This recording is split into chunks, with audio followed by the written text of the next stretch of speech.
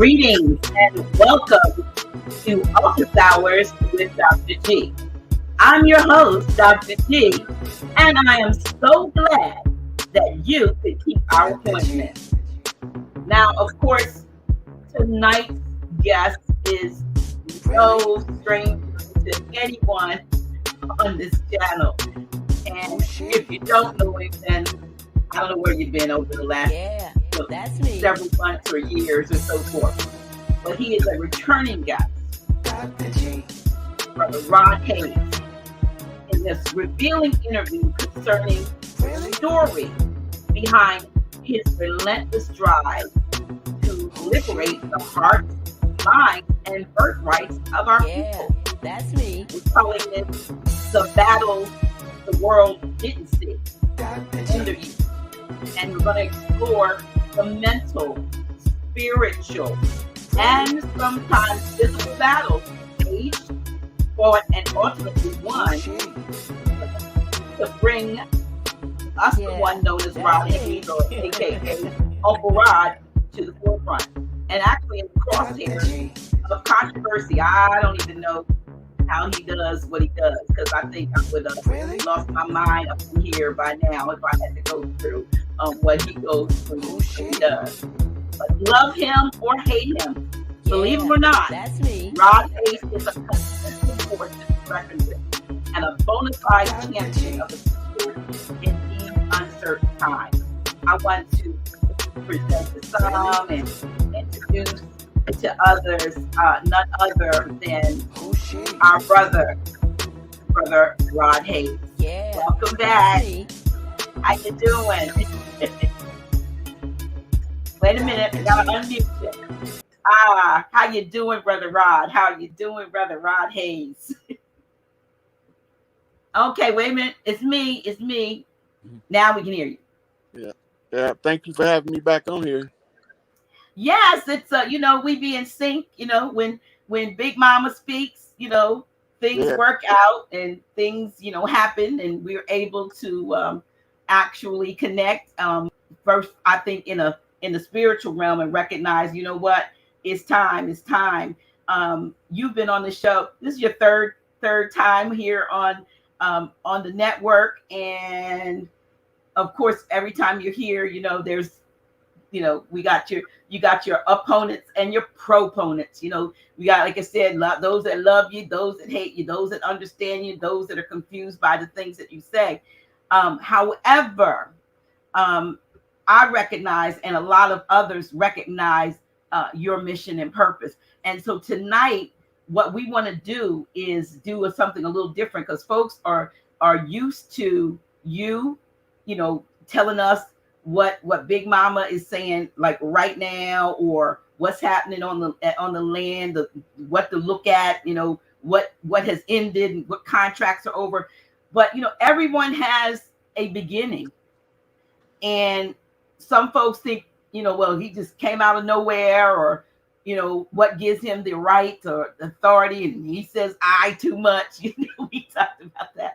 So tonight, I want you to just, whatever, in the realm of spirit of truth and whatever you can release about Rod Hayes, because sometimes the fact that we don't understand or understand where a person has come from to get them to the place, what qualifies them to do and stand on the on the square or the soapbox or whatever the position one takes, until you walk the mile in someone else's shoes, you really don't have a real understanding of what it took to get them to where they are. So tonight, let's delve into we're talking about, we talked a little bit about your struggles, because and what, even to the point of what your family thought. So wherever you want to start, so I can shut up, because they know that's talk.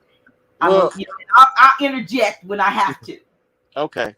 So one of the things you brought up is proponents and opponents, the ones who understand the message and know what I'm doing, and those who are confused by it and is in opposition. You need both sides, right? And we not operating from man's law right now. We operating from the position of what's called universal law, which is the highest law we can ascertain in the 3D world, right? So Mhm. when we talk about contract law, we're talking about the laws of men, that which is codified and recorded in books, being pushed by barristers in order to enforce the jurisdiction of the royal government onto the people, Mhm. right? At some point, we have to figure out how to get from under the oppressive yoke of the corporation. The corporation is a straw man, it's a legal fiction. So it has no compassion for the people, right? Now, early on, I knew something was wrong when I was little, when I as a child, but I didn't know how to tell people what I seen. But I knew that I had some kind of psychic abilities where I could foretell the future. Like it was very common as an adolescent that I would hear a voice give me a number in my head, and I go get a number to my mama when we be hungry on our knuckles, and she'd hit the number and go grocery shopping. Mhm. Right? Um, that talent or that skill was cut off by Big Mama from the adults exploiting the child. The innocence of the child has to be protected by the adults that's harvesting that skill. So they would make promises that I'm gonna do this if I hit the number, if you give me the number, and then I give them the number and they never follow through. And that's repugnant to the laws of nature and universal law. So the only way that Big Mama can stop the exploitation is she has to turn off that faculty. So now I couldn't give you a good number if I wanted to, right? Because the exploitation as a child for the number, which was enriching people, it was getting them out of poverty conditions, was exploited by the adults, writing the child off as being insignificant when the children are the future to our nations. So under the matriarchal structure, so you remember Ty said that he knew when I was talking about raising the matriarchy what I was on. Mhm. This is what he's talking about. Under the matriarchal structure, the men and patriarchy believe it means do the same thing as patriarchy with women in charge. That's not what it means. What it means is when we raise children, we raise the children to be different from the parent in a better way. All of the matriarchs, the mothers agree that if we raise children correctly, we have competent and functional adults. But when the society is intervening in the rearing of the child in order to exploit them for the workforce and for their militaries to fight their wars, the works of the mothers become 100 times harder and it becomes 10 times less effective, right? So she's doing 100 times the work for 1/10 of the benefit that if the society would honor the position of the mother in rearing the child properly according to the law, the universal law. This we don't care about man's law. Man's law is irrelevant to us. Universal law, Big Mama's rules is universal law. And she speaks to all of us, but all of us can't hear her. Right? Some of us been listening to it for so many past lives, it's second nature. Right? And you can see the energy move from godmother to godmother as they give you instructions on your life path if you know what you're looking for. I knew that at an early age what I was looking for, but I couldn't understand why I was searching for it. And every time I'd be looking for an answer, my mama used to always say the same thing. Don't try to figure it out. Just keep asking the Lord for wisdom. If you get the wisdom, you can solve the problems. But if you don't pursue the wisdom, you will be submerged in the problem. The problem gonna overtake you, right? So we follow the universal law, the path of least resistance. And the corporation follows man's law and the law of the jungle, I'm gonna make you do what I want you to do, and then I'm gonna contract you to it to hold you in my favor. That's slavery. And as long as we not cognizant of what does it mean to have to file an application for a job, right? When you look at what an application really is, it's a negotiable instrument between the person that's willing to give their energy up to the person who knows how to benefit from the energy. And the person who's giving their energy up is negotiating the rate of production of energy that they can give to the corporate jurisdiction that they are signing the um, application with. So it's basically an exchange of economics or currency for labor expended, right? It's a basic math problem.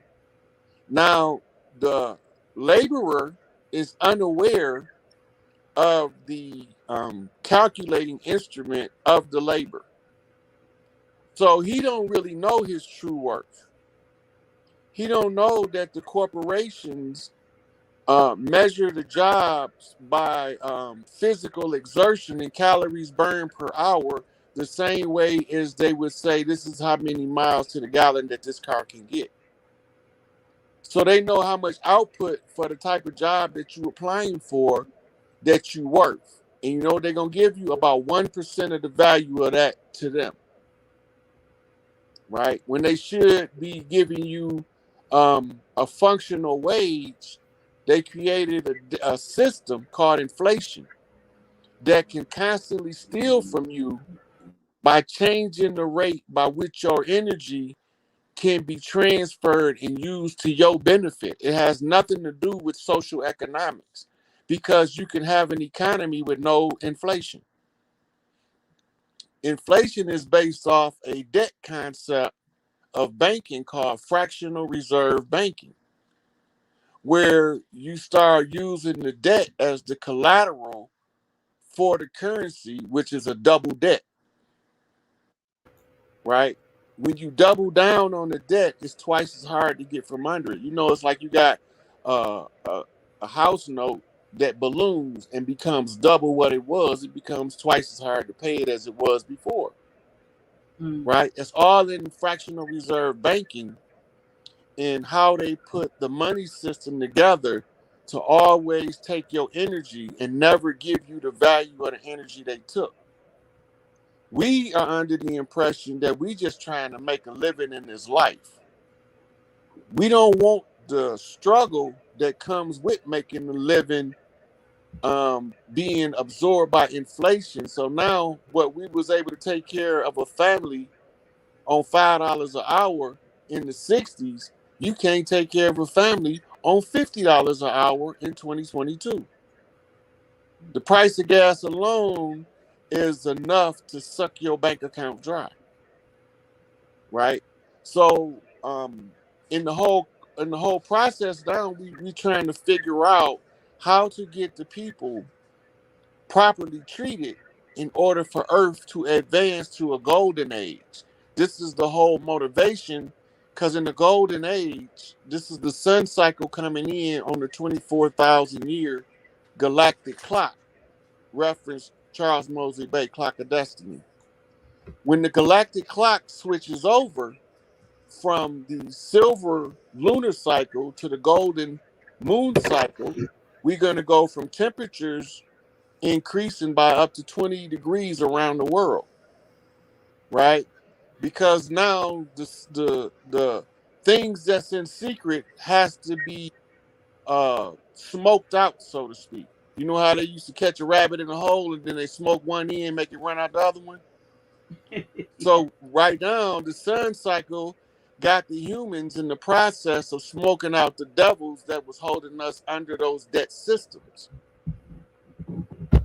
And these systems, in turn, was oppressing the people so subtly until the people no longer knew they were being oppressed, misused, abused, and exploited.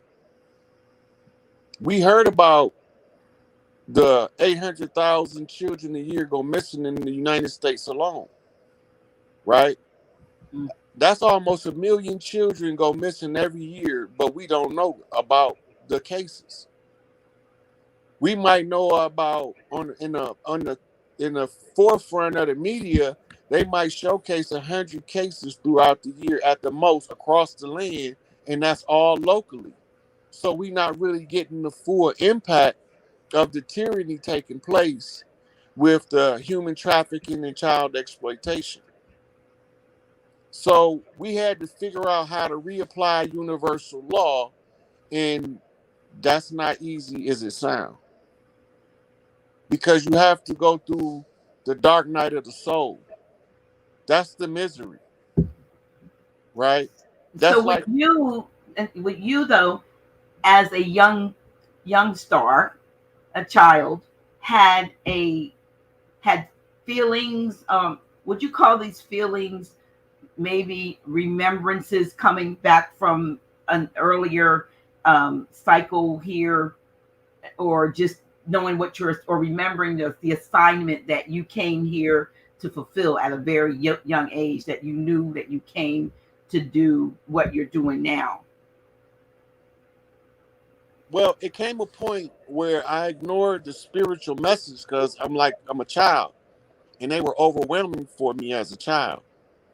When I got to be a teenager, I got so good at blocking the messages out that they didn't bother me like they used to at earlier ages. And when I was blocking the messages out, it was pushing me more into what we term today street life. Because um, the lifestyles in the hood, in the inner cities, is a very, very excellent distraction from hearing the spirit talk to you. But once you get heavy enough in the streets, you're going to lean back to spirit to guide you out of that condition.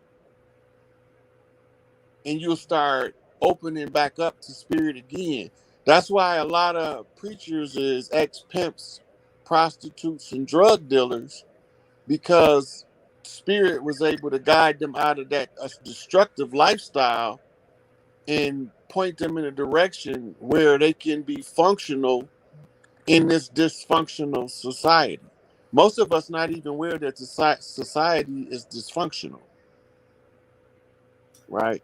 Right. So those things were overwhelming to me as a child. I had some experience as a child that I didn't understand them, but I didn't have no fear, and they were so Give us an perplexing to me. example. Could you give us an example of maybe one, or of maybe something we would look at as spiritual, Yeah, or so paranormal? th- there was a Paranormal. there was an instance in elementary school where we was playing like dodgeball or something, and the ball was in the air, and I jumped to get the ball. Continued to rise up until my body hit the ground. As soon as my body hit the ground, I snapped back in my body, So and you kind of blinked. You kind of it kind of blinked you out a bit. So you were saying that you went up to get the ball. Could you repeat that? Because it kind of, we didn't get it all.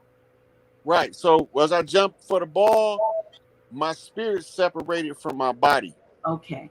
and I could see the back of my head under me while my body is falling down face first to the concrete. Oh, And as soon as my body hit the ground, my spirit snapped back in my body. And I think that was more painful than the contact with the concrete. I know it was more startling.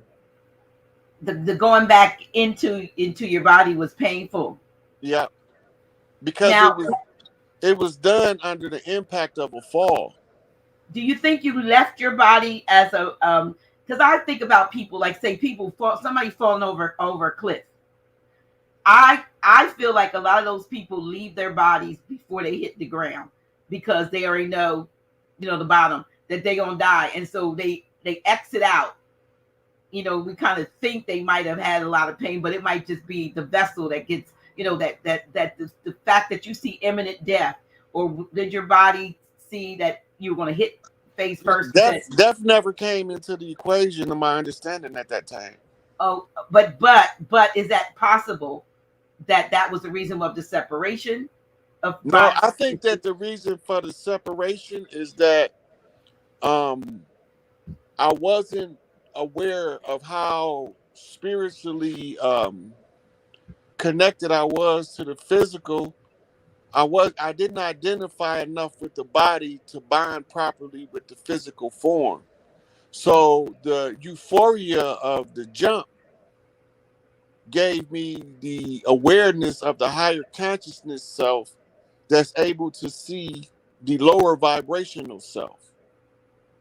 So I just believe that like I zoomed out perceptually to my higher consciousness in order to review what I was doing at the time as a mean of trying to comprehend the body and spirit being projected into the body.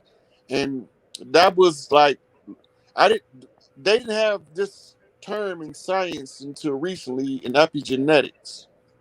Uh, Epigenetics gives you the understanding of how the spirit is projected into the body. So epigenetics and the remote position of where the spirit is projecting from into the body becomes the understanding that matches the experience. mm, Right? So they say hindsight is 2020. Like a lot of the stuff about like the imposters on the land that don't belong here, the society not running how we used to do it in ancient times, that's genetic memory. That's from past life recall. Like I can go back in my mind and I'll be right back in New Orleans in the nightlife in 1901, right? And I can remember conversations I had with people. But when you tell people this, the first thing come to their mind is he's going through a schizoid episode. He's losing his mind, right? But if you're not psychic or not aware of your psychic talent and how to use it, psychic experience sounds irrational to a rational mind. mm-hmm. And that's why they call it the intoxication of the sages or the madness of the adepts. When you go through this acute awareness that the average person can't assimilate from their perception of consciousness. So you trying to explain quantum physics to a 3-year-old that haven't even learned the alphabet yet. It's Is very that mean? difficult, but it's not impossible. Excuse me. Have we been dumbed down and done and deliberately dumbed down? I know we have, but deliberately disconnected from our higher self and had that replaced by saviors and things that we need to look externally Look, to. the savior complexes, the God complexes, looking outside of yourself for divinity prevents you from looking inside for the inner glow, the inner divinity.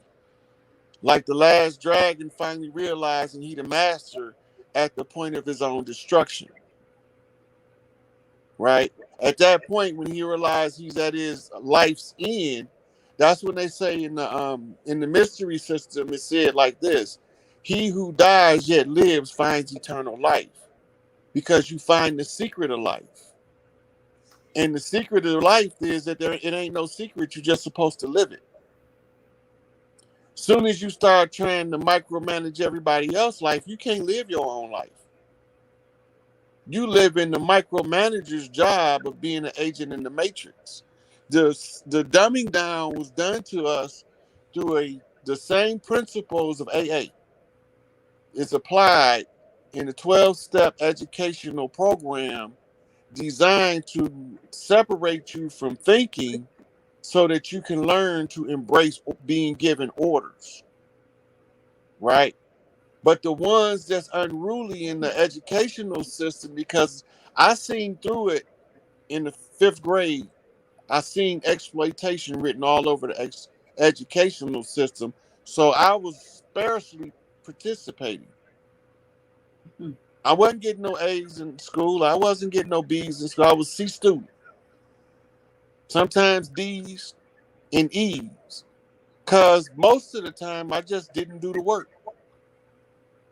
And most of the time I didn't do the work because I something didn't feel right, and I didn't know how to tell nobody that the system that I'm in don't feel right. So I stopped participating. Wow. So the result of that, I end up being kicked out of school in the first semester of the 10th grade for bringing brass knuckles to school, right? And I never had to get caught with them, but I didn't care. I didn't want to be there anyway. So to me, they was doing me the favor, right? So when I was understanding what the school system was later doing psychological research, it's a combination of a Pavlovian response system and a B.F. Skinner's Skinner box, both used for indoctrination purposes and heavily researched under MK Ultra. Now I know about Pavlov, that Pavlov's dog, and so that. But what is the B.F. Skinner box? Well, the Skinner box is used to issue out punishment um, as opposed to treats in order to compel you to get out of a box. The punishment is the erroneous teaching pattern of the educator. It becomes torturous to remain in the class, but you have to be on your best behavior lest you incur the zap of the Skinner box, which is repackaged as the authority of the school will discipline you, right? So the good teachers is the ones that the class always goes by too fast and you actually learn something. Their teaching career is going to be short. Mm-hmm.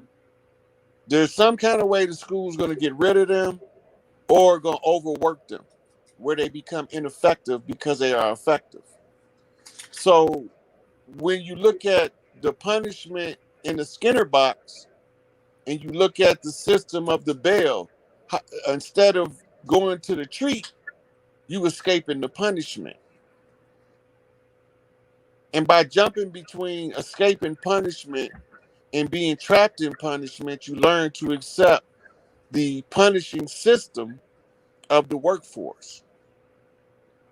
Oh, The so that's in other words, okay, training. That is the conditioning. I'm sorry, conditioning for the next. I'm being careful about what I say because I was thinking about the last 2 years that became conditioning for the next. But we won't go into that right now. But it was a if you will, a preamble or prelude to what now you've been indoctrinated into that, so that now we'll be able to take more of your energy, more of your currency that you spoke of in between now and whenever your life ends, right. based on the So value they placed on it. right. So now the society have you and there's nothing wrong with doing work. That's not what we're talking about. It's definitely something wrong with being exploited and underpaid for the work that you do. This is what our problem is. This is what we are in opposition of. Right. The problem with resolving that matter is the worker doesn't understand his value to the company. So he shrinks himself down in order to fit into the company's social construct, right? So when GM was going through negotiations with the UAW a few years ago, I tried to inform the worker on how to defend themselves because they were sold out at the highest levels of the union, right? And I knew I was right because I told them if I'm right, I got to get 3 knocks from Mary Barra, who was leading the negotiations for the big three. And 3 times in a row, they refused the contract.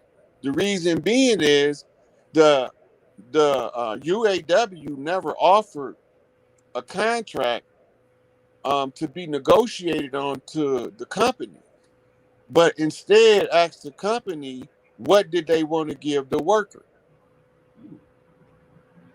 And this is back to standard operating procedure, business as usual. But the CEOs of the big three, um, our people picked them in order for the worker to be able to be properly compensated for his labor. But the people are still so naive that they won't ask for their value, and so they still continue to get exploited and underpaid for their work. Now the economy is making it where even if they start asking for what they're worth now, your money is still not going to go as far as it should because the inflation. Everything is going up, but ain't nobody wages going up, right? And the whole minimum wage hike is designed to shortstop the high wage makers.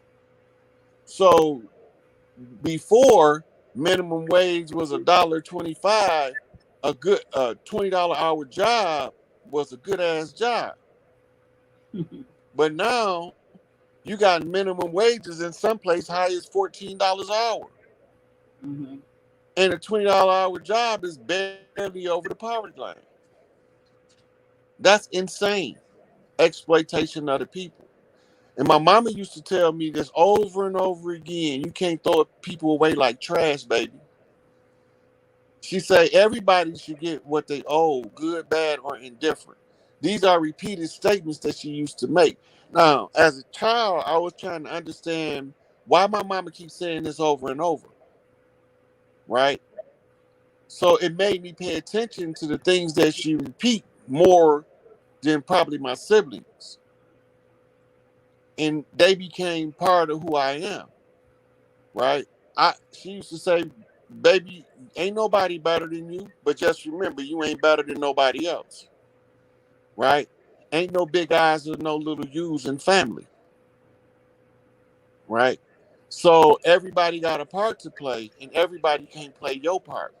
I don't know what the hell that means, but it sounds like she's giving me something to do that can't nobody else in the family do. I don't know what it is though.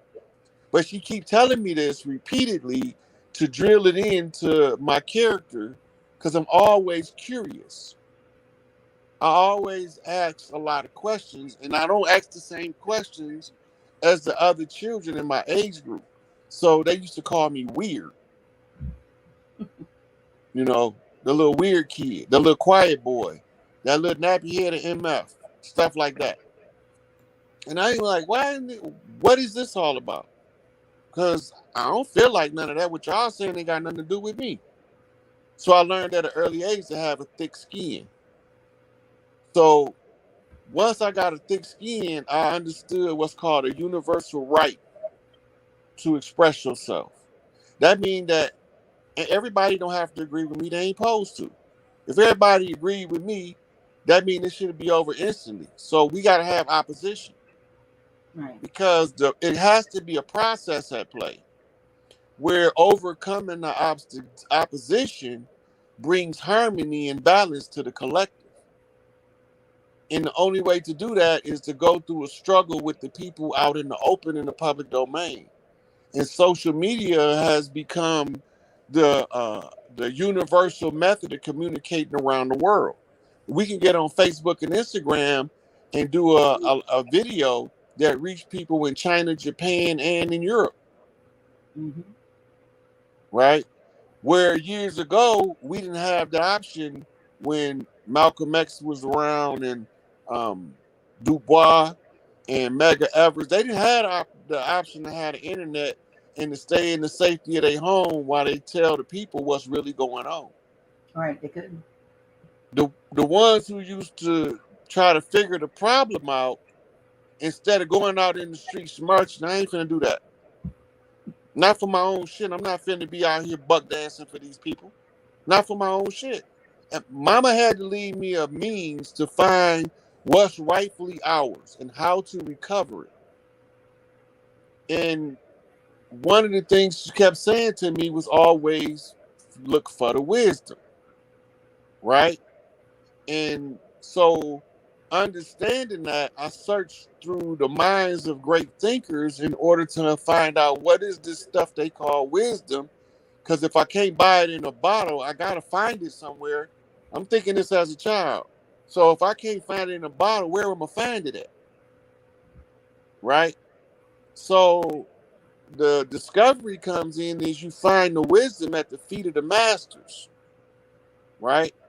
The first master is mama. So starting from mama, who says the stuff that gives you the best result when applied to life?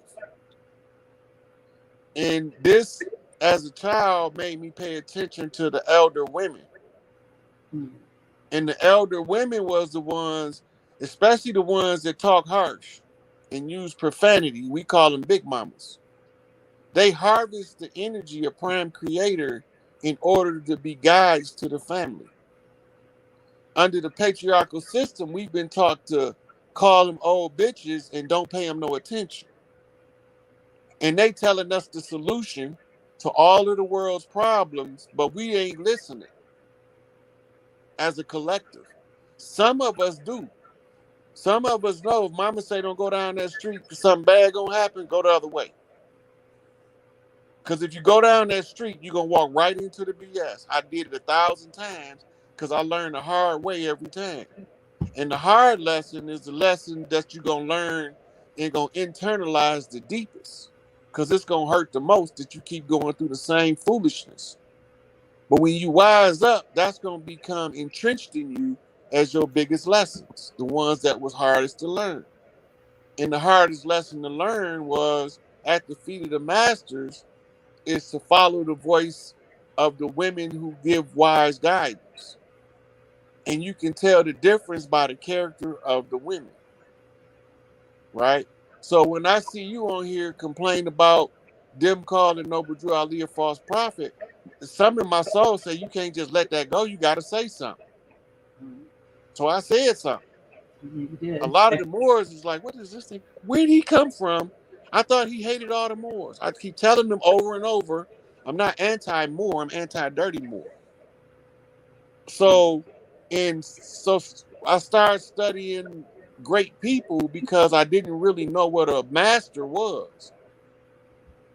But the great people's information, they give references to other great people who turns out to be masters, right? And in our community, each one teach one, we all got to reach some. And if we reach enough, we can spread the information. Now, the land, the Mississippian rule, this is deep culture, organic North America. Any culture that comes on the land, we have to have a significant influence on it through the arts and the entertainment so we can use these things in the time of crisis to communicate the recovery from the oppression or whatever adverse force overtakes us on the land. Now we have to time the solution in order to correctly end the problem. So, in the course of the studies, when you run across Marcus Garvey, Noble Drew Ali, Prince Hall, David Walker, Booker T. Washington, W.E.B. Du Bois, you don't look at them in their conflicts, you look at them in their agreements, right? So they Mhm. tell us that Du Bois and Garvey don't get along because Garvey is what you call a totalitarian recovery expert. In other words, he come to recover the whole of the original structures from its original source out of the Blue Lodge, where Du Bois comes from a different angle or perspective of view. He said that only a 10%, what we call the talented tenth, will ever do anything of significance to rise to positions of prominence in any society. Therefore, we should focus on isolating that talented tenth and maximizing the input in the bank, right? Mm. Now we go from the talented tenth to um, a 5%er, right? Because all of the talented 10th is not working in the interest of the collective. Most of them is working in their own self-interest. We don't care about that. You can work in your self-interest, but you have to leave an indelible impression that can be read by future generations to leave a blueprint or a pattern to put the puzzle pieces together on how to recover from the condition, right? So the 5%ers teach that 85% of the people blind, deaf, and dumb and don't know what's going on. And 10% of the people know what's going on and they're not doing nothing about it. But there's 5% of the people that know what's going on that's working to raise the other 85% to awareness to overcome the tyranny of the 1% who was extracted from the 10%. So the 1%ers is what they call the people that's ruling the world as elites. Has a system at play, and if we figure out their system, we can reverse engineer the society in order to find out how to get back to our rights and our ability to reclaim the land based on our birthright to the land at the close of the age. Most of us don't know that it's a universal law that we are obligated by universal law, the organics of the world, at the close of every age, no matter what's going on, to shut it all down. Anything that is destructive to the ends of the collective is dispensed with, and anything found to be a benefit is used as a bridge to the next coming age. So now we leave in the age of Pisces, the water age of believing, to the air age of Aquarius. But remember, the Aquarian man carries a pitcher of water that's being spilled. Water is the symbol for spirit. So what it's telling you is we going from spiritually believing stuff with no information to support why we believe it to the mental aspect of spiritually knowing exactly what we see in the Aquarian age. So earlier I was saying about we had to be able to see the signs significantly enough in order to know when to take to make our move. Now, I came out to do this work when I came home from prison back in 2008.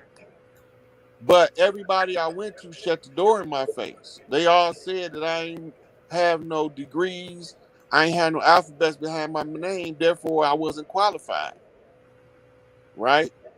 But not until Farrakhan gave a speech and Khalid Muhammad left and he said, "You think I didn't need a brilliant mind like Khalid Muhammad?" Well, Khalid, my man. I'm just like that motherfucker, but I think a little deeper, right? Everything he be saying, I feel that way, but it's one problem. He was trying to go against the rules. He was trying to fight the enemy in the physical when it's a spiritual war taking place, right? You can't fight a physical war that's spiritual. You have to fight the spiritual side and let the effects manifest in the physical arena. In this case, we use universal law weaponized to fight tyranny and oppression around the world. And after you go through the dark night of the soul, you begin to see the pattern in which universal laws apply. And this is where me learning the functions, structure, and intricacies of civics and the changing of rulership in past historical contexts in both hostile situations such as a coup d'etat to more amicable transformations such as a king seceding from the throne and another king ascending in his place. There is a civics solution to the problem. Well, the first time I became aware that there was a civics solution to the problem is when Noble Drew Ali said that I started a civics organization. The contradiction that made me raise an eyebrow is ask why are they patterning it now as if it's a religion, right? So that took me back to Albert Pike's The Morals and the Dogma. Because under the civics, there's no dogma involved because you unraveling the legalese. But if you can get them to chase the dogma, they won't really take the civics serious enough in order to exercise a superior jurisdiction to overthrow the imposters on the land, because the only way you can do it is to go back to your original system. Your original system is a matriarchal system based off the oral decree of the chieftains in agreement across the land, that which benefits the most amount of people from each of the clans. Wouldn't there be necessity really to go back to the original system? In doing that, wouldn't there be a necessity of shedding ourselves or divorcing ourselves of all the religious attachments, the dogma that we've taken on to be, Christians, and to be, this Well, denomination, that, I mean, from a standpoint of when we realize that those things were actually put in place to put us under subjection. right. So So the would we have to religious, shed those in order to get back to the original? um, at this point of the discovery process for the collective, they can use whatever path of spiritual development they choose to, as long as they don't turn a blind eye to the other paths, right? And this is where the polarization comes out, as Noble Drew Ali called it, as a religious controversy. We gotta remember, we are allelopathic, and we are naturopathic first, right? That means that all things have to go back to a stasis, which is the state of balance, right? So when you abruptly tell somebody who's been in the church for 75 years, hey, drop that some garbage, the shock to their system could call a healing crisis to a significant degree to make them lose their mind. If you go back to Elijah Muhammad, he said if you wake them up too soon, you're driving crazy. And that's why he used to keep saying, make it plain enough for a baby to understand it. So Right? what are we trying to get folks that are steeped in any level of dogma to understand? From what my where I come from, having been a pastor for 10 years, Mm-hmm. and seeing the good and the ugly. You see it all, and in between. Okay, so But let's yeah, I use mean, I'm saying indoctrination, and like you mentioned earlier, 12-step program, and the various all of these things were things that affects the mind of people. Fear, reverence, so that you don't think outside the box. Having to reverence something that is unseen while ignoring the obvious inside of yourself. All of those things to me have been designed to not allow us to get back to the natural. I mean, you're saying, I know, don't, and I do know what you mean about not waking up folks too soon. I mean, or not all of a sudden. Although for my personal awakening, it hit me like a ton of bricks when I was in a service, and all of a sudden I was snatched out of it in an out of body experience. And the next day, I'm up in the pulpit preaching my swan song, because right after that, I'm everybody's going, because now I'm like you say crazy. They say about you, I was crazy. But for me, maybe that was the way it had to happen. And but for the masses, when you to get critical mass, and nothing really happens, I don't think, until you get enough minds thinking the same. So in your going through, I want to go back to your dark night of the soul before you get too forward, because you kind of skipped over. You said when I came out of prison in 2008, but what about those years prior to 2008? How about the time when you were, you ended up apparently veering from what Big Mama was saying, because you were running up, maybe you were running from your calling, but in that captured, if you will, situation, what happened to you there? What were you doing during those times? So when I first got caught up and locked up, I remember the voice of sisters that I used to hear give words of wisdom. I was in Cook County Jail. I was in there. I was like on my second or third day in there, and a bald head guy named Hawk came with a sister. I can't remember her name, and they were actually Christians, but she wasn't coming with the dogma. She was coming with raw common sense. And one of the things she said was that stuck with me. And she said, some of y'all finna get a lot of time. She said, but don't worry about that. You can't stop that. You can lock yourself in. There is no escape, even if you want to. She said, but the best thing that you can do is don't let them take the time from you. Use the time. Learn everything you can while you in there. You don't need no degree, but get your PhD. And I'm sitting there and I'm like, that makes so much sense. So this, if I apply this to my prison term, if I get time out of this, and I apply what she's saying, when I get out of prison, I can have the knowledge of a professor at a university in the amount of time that I'm about to get, that I don't know I'm about to get this much time. Right. Mm-hmm. And so in the end, they gave me 18 to 50 years in prison. Right. And during my Cook County stint, well, that was like a year and a half, I end up coming across, I just started realizing that all of the um most potent members of our community, the organic indigenous people, was in these cages, right? And I got introduced by different ones, by different people. Like this the leader of the Maniac Disciples, name is Ferg. I met my cousin introduced me to him on our way to court, right?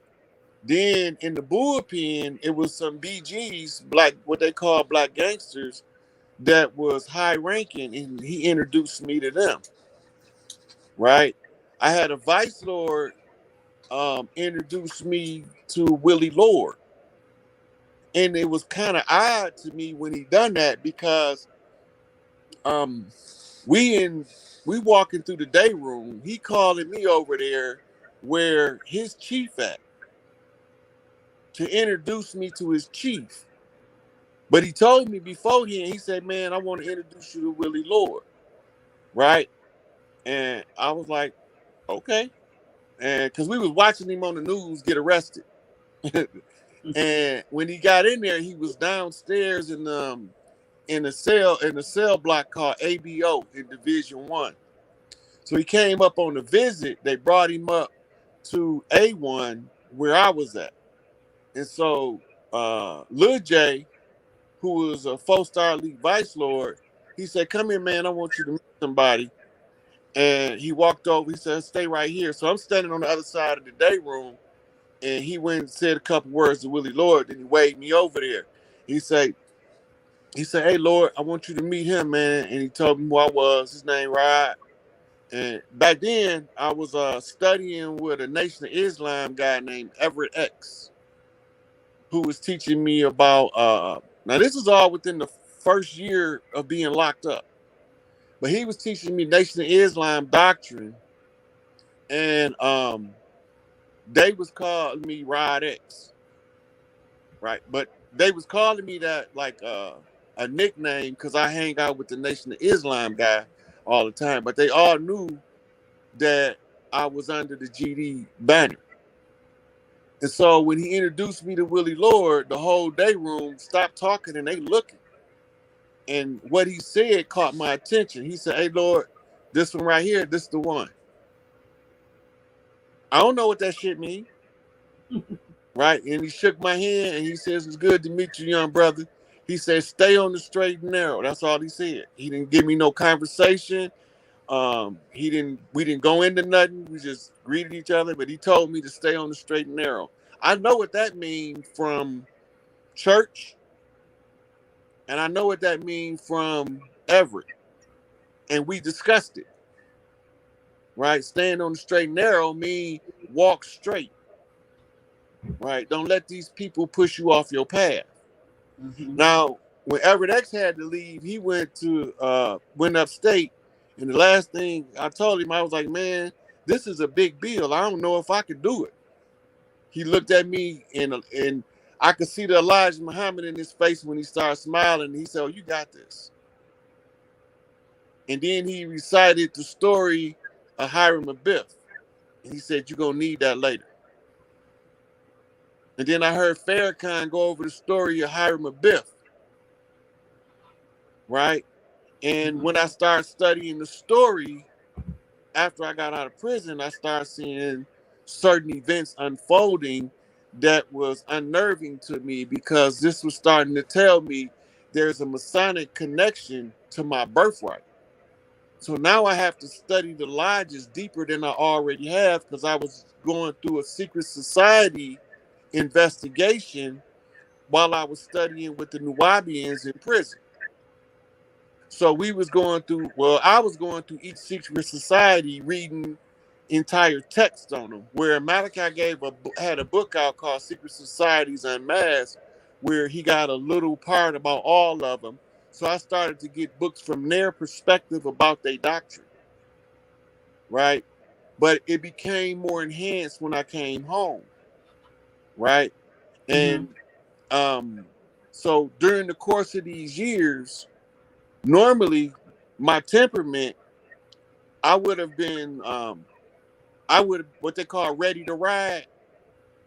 I was always ready to ride, but it had to be one condition: I got to be right. The only reason why I feel like that is because my mama used to tell me when I was little that don't start nothing and you're gonna always win it. You got to always be in the right. So I don't start nothing, but I sure finish it. I don't got no problem finishing it. And I remember my father saying that a man always moves straight. He said, "Man, don't do all that funny, swervy, shifty stuff." That's not how he was talking to his friends in our garage. So this was one of my lessons on being a man from my father that really impacted my life because I always came at people straight. And mama said, "Respect those who respect you, but you got to give respect to get respect." That means if I'm at your house, in order for me to get respect at your house, I got to first give you respect. I got to come in peace in order to receive peace and the blessing up on arrival. So everywhere I went, I held that in the forefront of my mind. And everybody that I met them from a level of respect, and it was returned. And this is why, as a GD, I'm over in Motown on 50th in May, living in the complex in the All Stone neighborhood. The only folks is on 50th place, right? So I gave them their respect because that's their land. I already know to honor them on their land and give them their due respect. And they drew an attachment to me from being respectable and being respectful of their place. So I ran into a couple of confrontations with some of the Stones, but it was always resolved in a manner of respect. So I didn't ever have a problem with Stones and Vice Lords being Stones and Vice Lords. I didn't never see them as enemies because I knew we had the same enemies. So I didn't know how to categorize what I'm looking at, but I know that whoever it is that's infiltrating Stones and Vice Lords is the same people infiltrating the GDs. I understand the literature of the GDs. And I understand the literature that I was given by vice lords. And I understand the literature that I was given orally by Stones and Crips and Bloods. And I'm seeing a pattern that this is the behavior that's ancient on the land. If this behavior is ancient on the land, I got to see it somewhere else. Here, lo and behold, it emerges. It's the structure of the Nation of Islam. It's the structure of the 5% nation. It's the structure of Yahweh ben Yahweh's Hebrew Israelites. It's a repeating pattern. It's a tribal structure from the top to the bottom. How we used to perform in the old ways where we was in all parts of the land, but we never had conflicts with people on their portion of the land. Because we understood that who we are is predicated up on honoring those in respect when you in their house. You can't come in somebody's house and just superimpose your will. So whoever the imposter is the ones who came in our house and is doing what we don't normally do. Makes sense.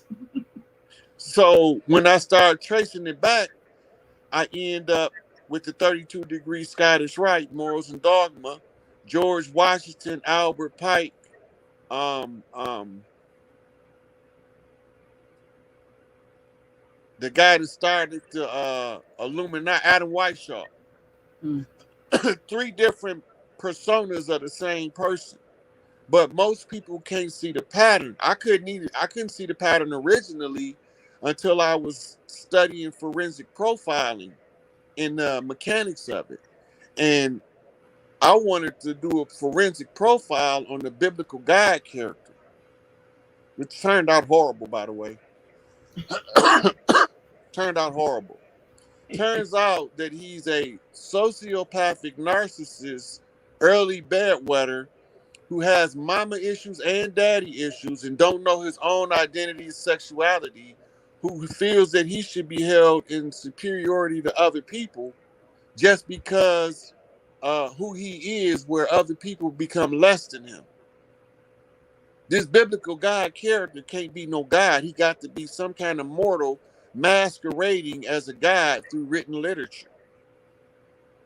Because that's not the characteristics of the God form. So that came from a Q&A that I had in Saginaw Correctional Facility with some University of Michigan psychologists who came to do a lecture at the prison. And during the course of the lecture, I had asked them, had anybody done a psychological evaluation of the biblical God character, because I couldn't find it. And they assured me that as far as they knew, one of them had like 35 years in psychiatry and psychology. One was a psychologist for over 45 years. The other one was a psychiatrist for over 40 years. And none of them had heard of anybody having the audacity to do a psychological profile. In the since it became known on this character from the Bible. Now, with that, let me just interject my little bit of my knowledge from what I learned versus what I was taught versus what I learned afterwards in awakening process. We see God in the Bible somewhat as schizophrenic and bipolar and can't make up his mind about his love or hatred for his creation, when in fact we're not talking about one being, we're talking about more than one. We're talking about at least 2 majors and then minor characters. Okay, so that goes back to what that's the schizophrenic tendencies and the sociopathic personality disorder. Bobby E. Wright wrote a book called The Psychopathic Racial Personality. That's the God character summed up in under 200 pages. But if he is making this so-called God into one being with all of these personalities, I tend to disagree. I see multiple beings, right? Because you're looking at it for what the story what the story is saying in its original language. Right. I'm looking at the God that they given the people in the Bible. In the they saying it's the God of the Bible. The so-called Bible. Well, I mean, they created the Bible anyway, so Right. it is the God But of their even Bible. that, They look, created the Bible. right. But even that, the character, right? We know Hmm that the character comes from a series of gods merged into one person. Well, we call it a condensed God formula. They take all of the gods, give them one name as one person, and you change those names in the translation, and the layman will never know. Right. But the biblical seminarians know they lying to the people, and in order to get they preaching certification, they just go along with the lie, That's what we do. go along to get along. So if you continuously go along with the lie, you can't liberate nobody or free nobody mind because you live in a lie. But I'm gonna say this, Rod, just like I've said when the times when Grand Sheik has made this like sort of like blanket statement about all preachers already know, and all preachers do not know because I agree. all preachers don't go to seminary. All preachers, and if they Right. do, like me, they may go to a college that has a specific evangelistic focus, and is not even in comparative religion. They're always putting Christianity up as this is the example, and anything other than is an abomination. So they basically, when they do comparative religion, it's not to give you an opportunity to see that there are other sources of information that are historical and factual that this stuff is based on. Most preachers sit in churches and have sat and listened to preachers from the pulpit, got pulled into believing that they were called to do the same thing that preacher or bishop or whoever was doing, and then they get to do it, and they do it from their heart. It is later on when they get into the inner workings of what goes on behind closed doors in the back room, and the conversations and the humanity and lack of divinity of those men and women of the so-called cloth. It is then that they see the hypocrisy, and I'm speaking from experience, then that you see the hypocrisy of what's really going on, and you got to question whether any of this ish was true, because they're just out there doing this thing, but they're living a whole different lifestyle.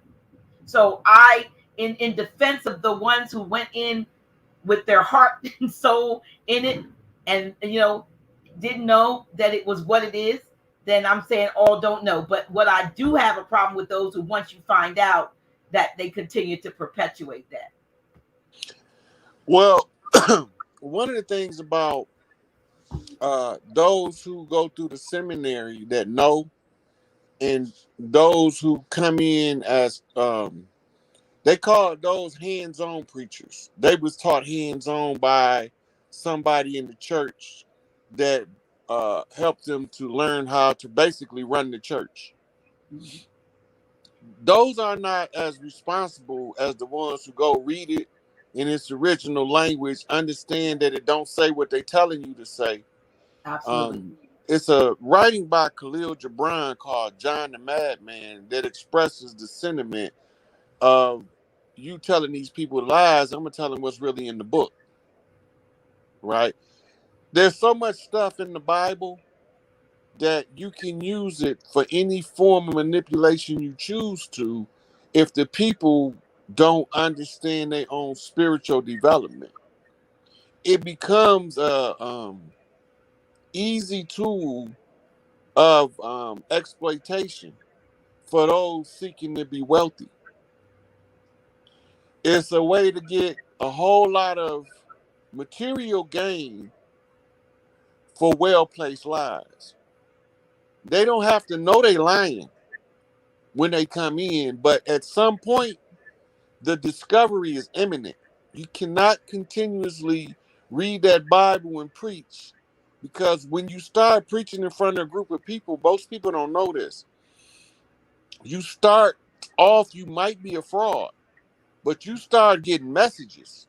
Hey, stop telling them lies to the people, right?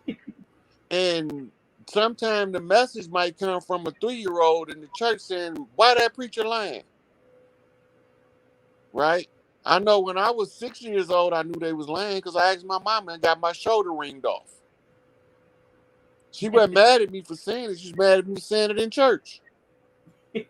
Mama, why that man up there telling that lie? I was in Grand Rapids. We was living in Grand Rapids at the time, Grand Rapids, Michigan. That was Pastor Abney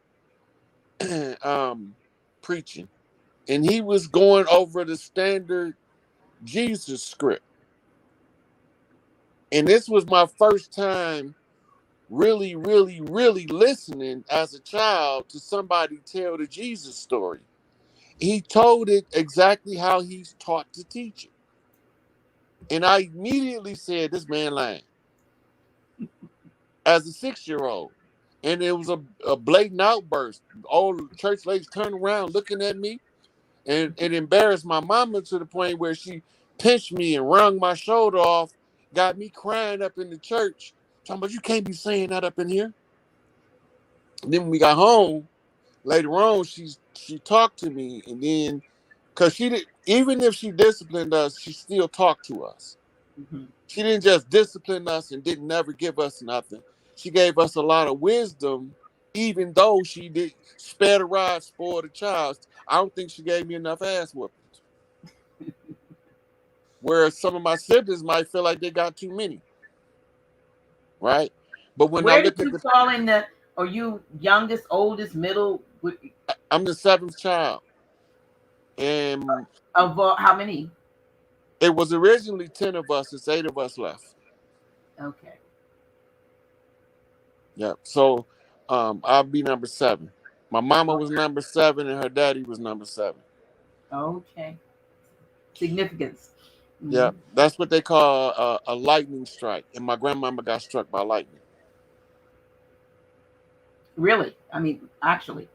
Yeah, she was working on the fields of Mississippi down by Macomb, Magnolia, Tylertown area, and the storm came in and she got struck by lightning. That was my mama's mama. My mama said she was. I think my mama was 5 years old when it happened. She never stopped grieving her mother her entire life. Oh, so she did not survive the lightning strike. No. Hmm. Wow. Yeah, Right. that's where it ended her. But her spirit was strong in my mama. And it was due. So this goes back to the psychic connections with people. It's from the heart chakra. And it's from the place of pure love. And this is why most people can't never attain psychic abilities, is because their heart is confused with the ways of the world. Right? So those with the golden heart can shine the brightest, but they first have to get the charring off from being exposed to the dirt of society. And that's what we working on. That's why we here. That's what our karmic debt in being here is to clear it by following our path of our book of life. You don't know what your book of life is until you get a certain level of awareness and look back on your life. And it's what they call dying while yet living. It's Mm-hmm. part of doing shadow work while you're going through the dark night of the soul. So when you look back on your life, you see certain patterns, key names, key figures who's influenced what. And archetypes. You see certain Yeah. archetypes. So archetype is part of the required study in the priesthood to allow you to understand which aspect of God you're dealing with. The highest aspect of God we call Big Mama. And the next highest aspect of God we call Big Papa. Right? Big Mama feminine, Big Papa masculine, but we call them the old energies, right? So when you hear about them, call them the gods from days of old. It's written in a lot of the texts around the world, but don't nobody know what it means. Because they don't call for help, they can't get none. They calling the wrong names, right? Jesus is spelled Iesous in Greek, right? Using applied grammar, IE becomes fused as I, S, U cancels out the O, and makes the US sound us. So when you pronounce it as a single word, it says ISIS. But the story that it's telling is not the story of ISIS, it's the story of Moses or Horus, right? So the character, the Old Testament was written as a recovery text for the New Testament, meaning the New Testament was written first. We were told always told in the church and in Bible college that the Old Testament is the new concealed and the New Testament is the old revealed, and that's the way they kind of played it off. But then you Because they got to give you the right to discover that the Old Testament is written after the New Testament, which turns religion on its head. And we were also taught that there were 400 silent years between the ending of the old and book of Malachi and the beginning of the new, and that in those 4 years God was silent. What we do know now, those who study, is that those are years of what I guess sort of reconstruction, Renaissance, which ended up being a Renaissance afterward. That was when they were the Piso family and the ones that were um, uh, So the misunderstanding comes in the ones here. that were writing, like you said, the one to try to make the two in agreement. That 400-year period, they were that nobody could read the so-called Bible because they were putting it together. Right. But that 400-year period is actually uh, a period where apocryphal books was written. Which they, for the most part, disqualified from that. Like the Gnostic texts, they didn't want us to read the Gnostic texts. Right. Well, not necessarily. They called the apocryphal books. The Well, the apocryphal apocryphal books. books, and then later on, the Gnostic, anything Right. that was So written in gnosis knowledge, we weren't supposed to have that. We were just supposed to believe. right. So they got several different groups of information that comes from this understanding of missing books of the Bible. First, source material. Because when you source material back, it's a book called Black Gods Who Wrote the Bible. No, Black Africans Who Wrote the Bible, right? Because the Bible was written by Etruscan Moors for the purpose of military conquest, and it was compiled and rewritten, I should say, based off ancient texts in order to control the narrative. And the True. controlled narrative is what Rome has been doing the whole time. True. I used to always hear my father say, when you look for when you look for the troublemaker, all roads lead to Rome. I don't know what he's talking about, but when I followed it religiously, I ended up with the Nicene Council in 325 AD. When I Right. followed it back politically, I ended up with something called Plato's Republic. When I figured it out, when I followed it back socially, I ran into something called a Greco-Roman Empire. When I ran it back uh, from a athletic perspective, I ended up with the Olympiad. So I always ended up in Rome. Mm-hmm. So when I started tracing the dirt doers back, they went straight to Rome. They went to the Nicene Council, 325 and 327. They went back to the ancient um, writer Origin, who was what they call a first century philosopher. They went back to Saint Augustus, another first century writer of Christendom. How can they be first century writers of Christendom when Christendom don't come about into the 300s? So they lying to us automatically. Then you had the council of, what's it called, Chalcedon of 451, where they Mm-hmm. put together the edict of what the Bible was going to be good for. You know what I mean? Um, Right. So this here, is when they was. yeah. Can I read that just a little paragraph sentence? Yep. It says this council of the Roman Catholic Church, this wise and saving creed, the gift of divine grace, was sufficient for a perfect understanding and establishment of religion.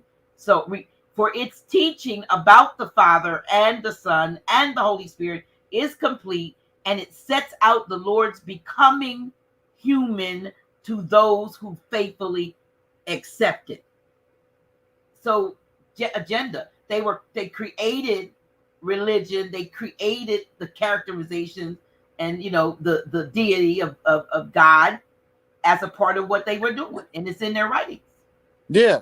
So it's never been a secret. I was going over the bloody oath of the papacy to murder the kings, princes, and people of the land with young elder. Because they put this stuff in the public domain, but most of us don't know we really seriously is in a spiritual war. In spiritual warfare, you have to fight it spiritually, and the effects is going to trickle down to the physical. If you try to fight it physical first, that's like putting the cart in front of the horse. Right. Right? You going out the world ass backwards, as my father used to say. Right?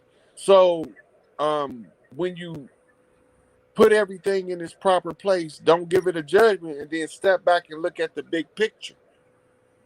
Right? So they wrote all of the dirt down that they was gonna do before they done it. That's to absolve them from karmic debt before they do the act. Because now, if you agree to follow through with what they said they were going to do, that was your free will being exercised. They just influenced it. That's why they say the devil don't never tell you what to do. He just suggests it to you. It's just a strong suggestion by a power base that appears to be legitimate. And the appearance of legitimacy is predicated on the paperwork. Because if you don't have the degrees, you should not have the knowledge. Right? Which takes me to the next phase of my incarceration, where I thought I was doing all this studying in vain. So here we are 5-6 years later from hearing this lady in the day room in Cook County telling me to get a PhD.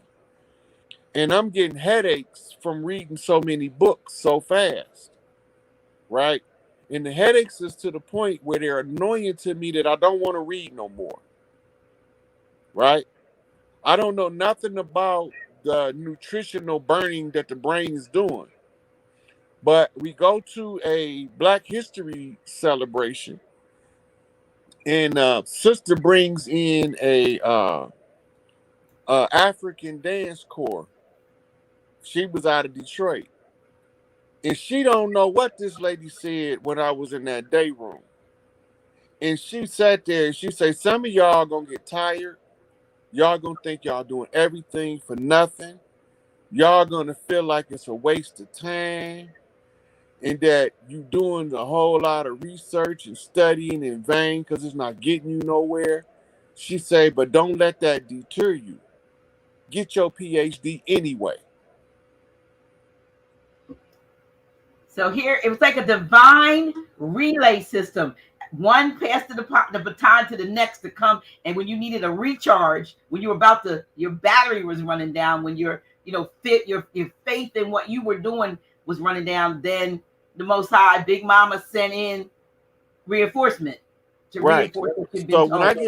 when I used to get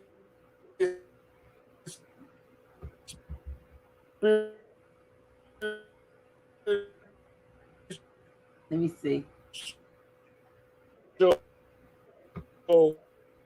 See, y'all, they messing with us.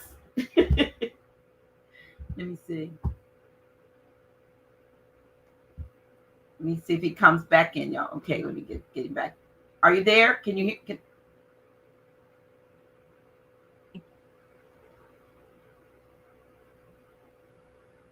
Say something? Can you hear me now? Now I hear you. Yes. Okay. Yeah. Yeah. All right. So can you repeat So that I was last saying, thing? yeah, I was saying after the lady said that the second time, I went and talked to my mother on a visit. She had came up that following weekend. And I said, Mama, the strangest thing happened to me. And I told her the story of the first lady. And I said, then last week this lady came in here, or earlier this week the lady came in and said, and I told her the story of the second lady. And my mama said, that's the Lord talking to you, baby. You need to listen. She said, but you're going to hear it from somewhere else. Just pay attention. So I'm on the yard and I'm talking to a brother who was a recovering addict and alcoholic. And didn't nobody used to sit and talk with him because he was a recovering addict and an alcoholic. Can you hear me, Dr. G? Yes. Okay. Because you froze on my end. That's why I had to ask you. Oh, okay. So we was sitting there talking. And he said, man, I be trying to tell these young guys around here, man, all this time they got on their hands, they want to play basketball, they want to chase boys, they want to get high in the joint. And they need to be in there getting some knowledge with these free books they got. And they got law books, they got history books, whatever you want to learn. Then they got an interlibrary loan where you can get any book you need to get. I don't know why they don't just go and get their PhD and stop playing. Three, the third time.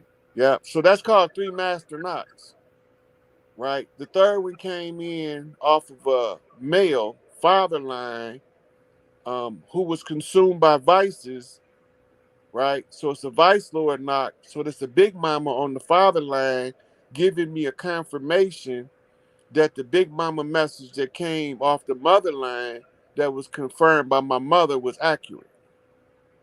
I didn't know that when it happened. I put that together years later. Mm-hmm. Because I'm always reflecting on my life and how to be a better person, I keep going over these lessons that I'm learning. Mm-hmm.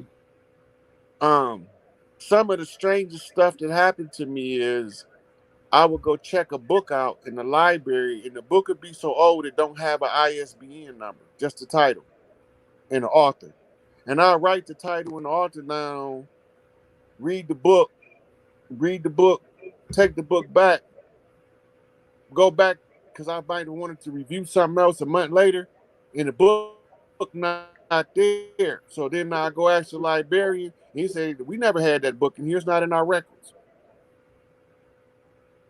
That used to, and it happened more than several times where I read a book that didn't exist. So then I started asking myself, where in the hell is these books coming from? That they don't exist no more, right? But now in modern hindsight 2020. When the knowledge was consumed, it caused the Mandela effect, which switched the timeline. And on the other timeline, the same book doesn't exist. It can't be produced on a different timeline. So every Wow. time this is happening, I'm experiencing a subtle Mandela effect, never knowing what I experienced because we didn't have a name for it. It wasn't called the Mandela effect at that time. Sure. We were still studying the butterfly effect. Yeah. Flap In the the butterfly butterfly flaps effect, his wings here and then makes it something happen on the other side of the world because of the flutter of the wing. Yeah. yep. So he flutters his wings in Los Angeles as the energy moves back east around the world. By the time it gets to Japan, it's a full-fledged typhoon. Chain reaction, microcosm, macrocosm effect, right? So in the microcosm, macrocosm, as above, so below, as within, so without. If you want to use universal law to affect change in the world, you apply them to the self as the microcosm, and the reaction takes place in the macrocosm of the external world. It just takes time, the bigger the event is, to manifest into the visual spectrum of the others in the 3D realm. Once you learn this, then you understand how doing real-time numerology gematria and what we call it number flipping is actually, when you saying it out your mouth, triggering events to take place in the physical world based on what you've seen in real time and what you know from historical record and how you are looking at the problem in order to solve it. So when my mama used to always tell me, don't never let nobody take none of your brothers and sisters stuff, I wasn't even the oldest child. Why would she keep telling me that? Hmm.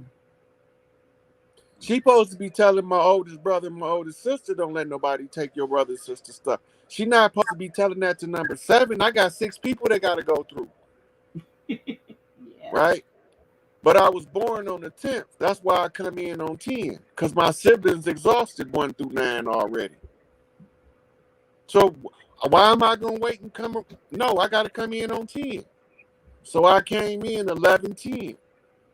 That's 11, 2 pillars, 10 toes down on the upright. Sacred seal and 68, right? On an 11, on a 10-15 birth, which is the 7th. To the 7th child, it's a knockback. On a perfect alignment of the stars to bring in an old soul that can solve the problems. Anybody can put my birth date in 11-10-68 and put in the time as 10:15 and look at the alignment of the stars Is and that know AM or that PM? AM in the morning. Mm-hmm. But when they look at the stellar alignment, they're gonna know that that's not a normal reading for, because all of the astrologers that was teaching me astrology, how to read the ephemeris, how to look at a star map, how to triangulate the ground from the stars. I'm learning this from astrologers and astronomers that's been doing it for years. And they keep telling me the same thing. Your alignment.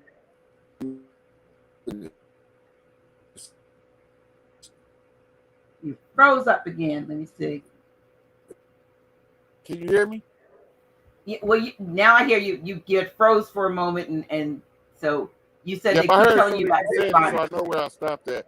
But Okay. these people had keep telling me that my alignment is not normal, right? The only thing that's missing from the calculation is the coordinates to Cook County Hospital by longitude and latitude. And then when I'm the only male child living from that batch of sons that was born. And then what my mama went through giving me birth, they tried to murder my mama in the hospital by giving her the wrong blood that was infected with hepatitis. Right? So when my mother finally passed, it was from it was post transplant, post liver transplant, right?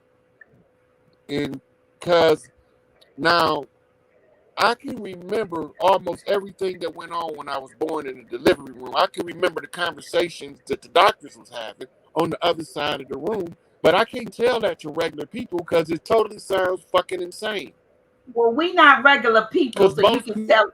You can tell us. but but most people don't don't remember being born, so they believe nobody can remember.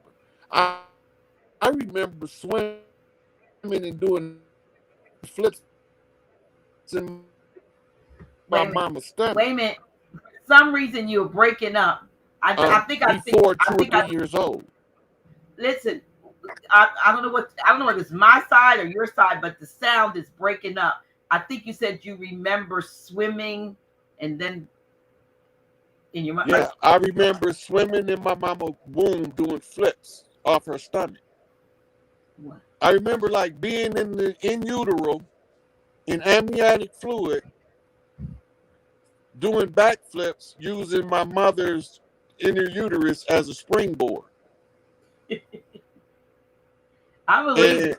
I remember hearing my mama telling my daddy, "This is gonna be a little badass boy here. He monkey flipping all up and down in my stomach." I can't tell nobody that. That's insanity to the regular people. Well, for a lot of people, Brother Rod, though I used to say this even when I was still preaching that the there's a scripture that talks about before I formed you in your mother's womb, I knew you and I ordained you a prophet to the nations, and I think it was Jeremiah, and I always told that was just a prototype for everybody who was before they were formed, they were known and they had an assignment that they were supposed to fill. I said, but once you make that decision and say, look, okay, I'm ready, I'm gonna go down, that man, that woman come together, that spark, then I'm going to inhabit that body that's formed from that. Then I said you float around for maybe 9 months, because I've had preemies, but 9 months in the amniotic fluid, which I would call amnesia juice. I said, and while you in the amnesia juice, you forget what your assignment is, and so your so-called life That's how I is discovered one. how to erase our memory. Right. So your life is one of trying to remember. He said, when you come into your kingdom, remember me, reconnect me to my purpose, to myself. And was it you who said that the lights they throw in your face are like the white that the men in black do? Right. Now, And look, I thought I was crazy when I first seen this, right? Because it, I seen them when I came out, I seen the bright lights, and I remember immediately being dumbfounded, what they call blinded by the light, dumbfounded by all these bright ass lights in my face. And it triggered um, a reaction, and it brought in all my prior births. There was no lights. When I was born before, I was always born to doulas under controlled conditions. This is the first time I was born under the rule of an enemy who was uncontrolled of the conditions, and I wasn't in the ambient lit growing up. But as you get more recall of your past lives, you start remembering this stuff. And I was like, that's the major anomaly. And then I keep hearing people say, don't go into the light.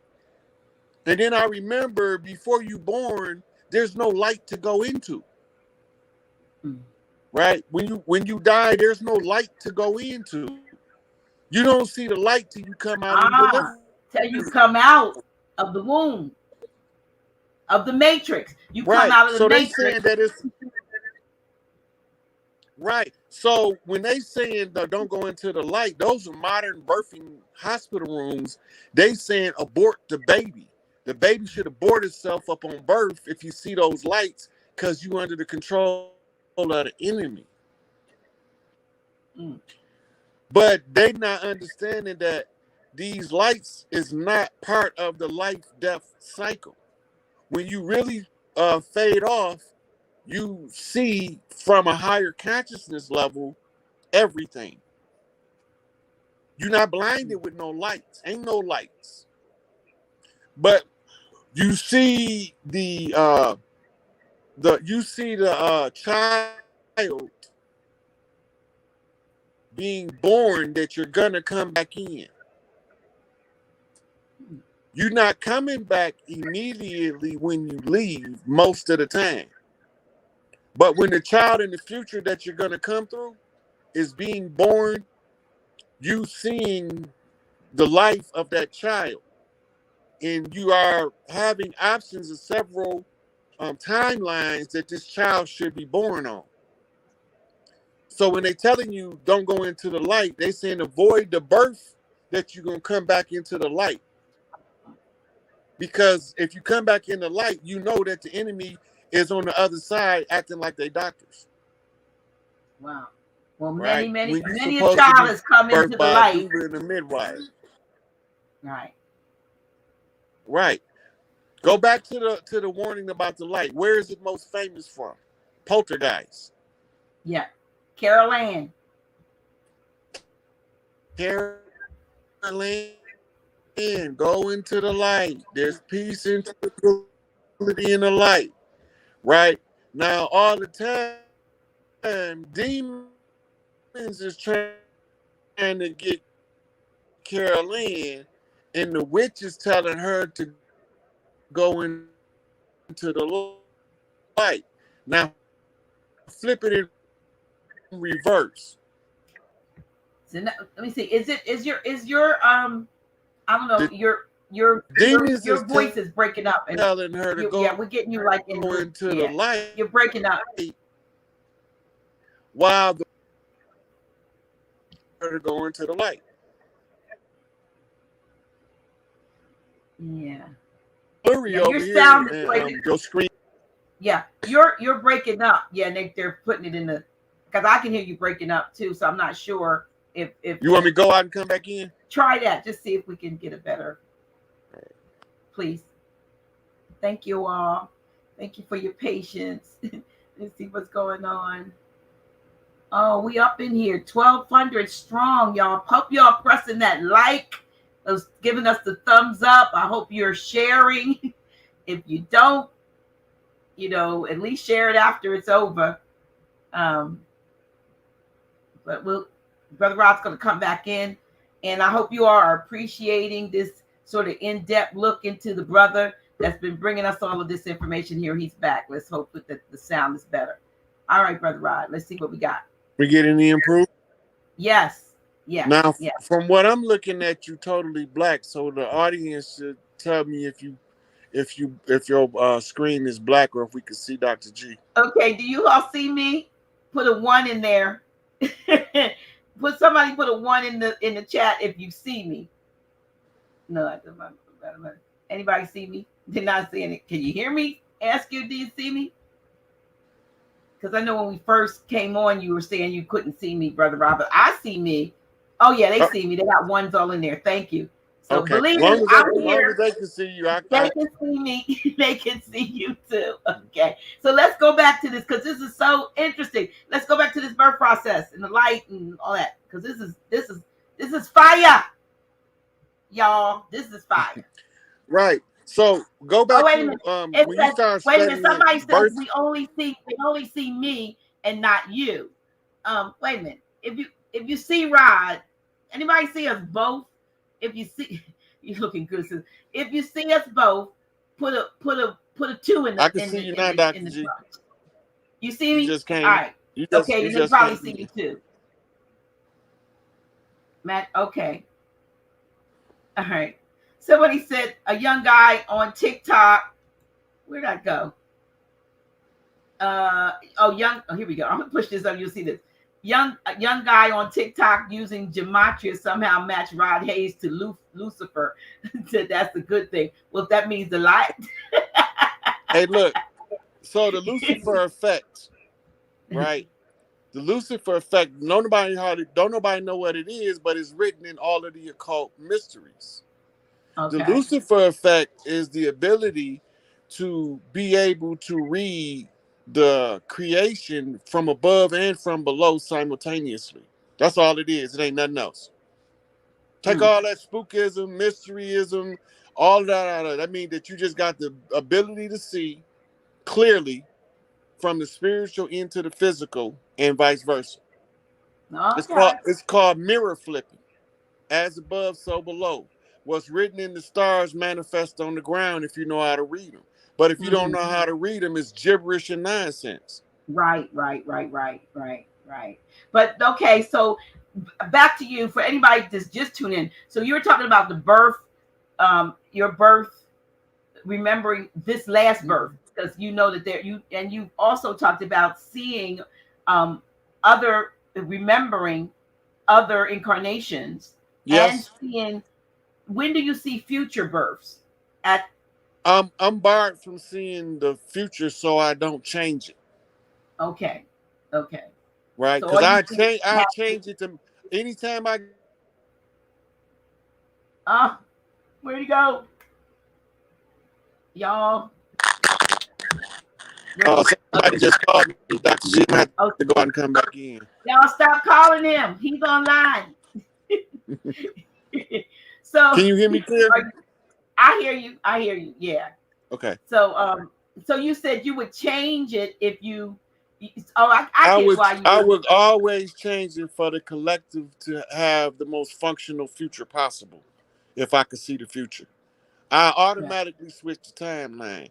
But then that would be what you call averting the work required to change it correctly, which will cause a wrinkle in time that can't be compensated for. Well, since we know that timelines are not not so much as like chronological, but maybe multi-dimensional, or these other lives may be other dimensional lives, just like you talked about, the Mandela effect, or these other lives that you remember, might you be living them out, at the same time? May they be Are we talking about lives that have literally passed and gone and not connected anymore to what you're doing? Oops, you froze. Can you hear me? I tell you, we talking good and they messing us up. You know what this is? You come in. You know what this is, y'all? Because the knowledge that's being shared is to take away the spookism, is taking away the spookism and the fear that some, even this kind of stuff, they don't want it to get out because they want to keep us in fear.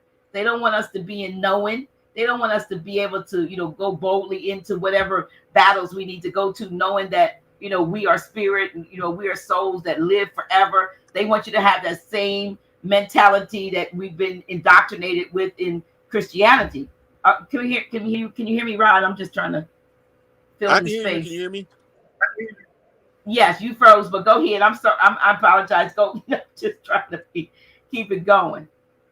Yeah. So, one of my past lives being born, I remember in antebellum New Orleans being born, and the room was only lit with candles. The whole room was a whole bunch of candles. That was it.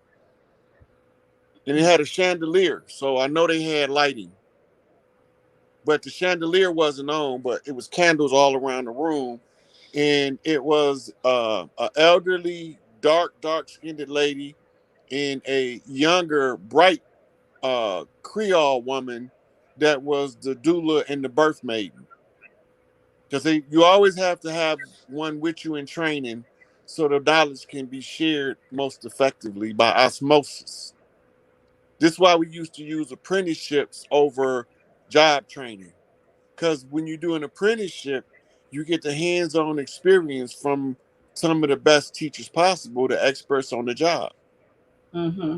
But when you do hands-on training, they just teach you the steps, but they don't teach you how to compensate for little intricacies that come up as problems on the job where you don't have to call a whole army of people to fix it. Right. But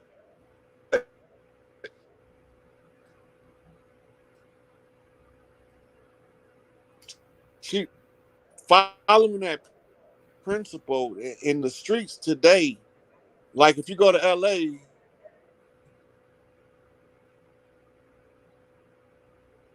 Why are they freezing you? Can you hear me, Rod? and you tell them that you a Crip, blood, they gonna say, well, where you put your work in, who your witnesses.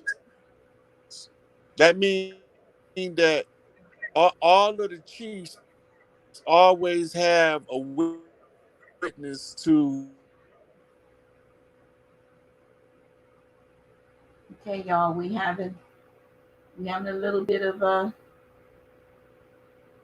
technical difficulties, but I'm sure he'll dial back in. Are you enjoying this? I know you are. I am. I'm absolutely enjoying this interview. So let me see. Where are you, Rod? Nope, you're right. They don't want this information out because it is absolutely critical, even to us, our empowerment. For us to go to that higher level together, we have to also go to a higher level individually. And when we can get rid of the fear of here it comes, let me get you back in. There you are. All right. Can you hear me now? I don't know what I mean.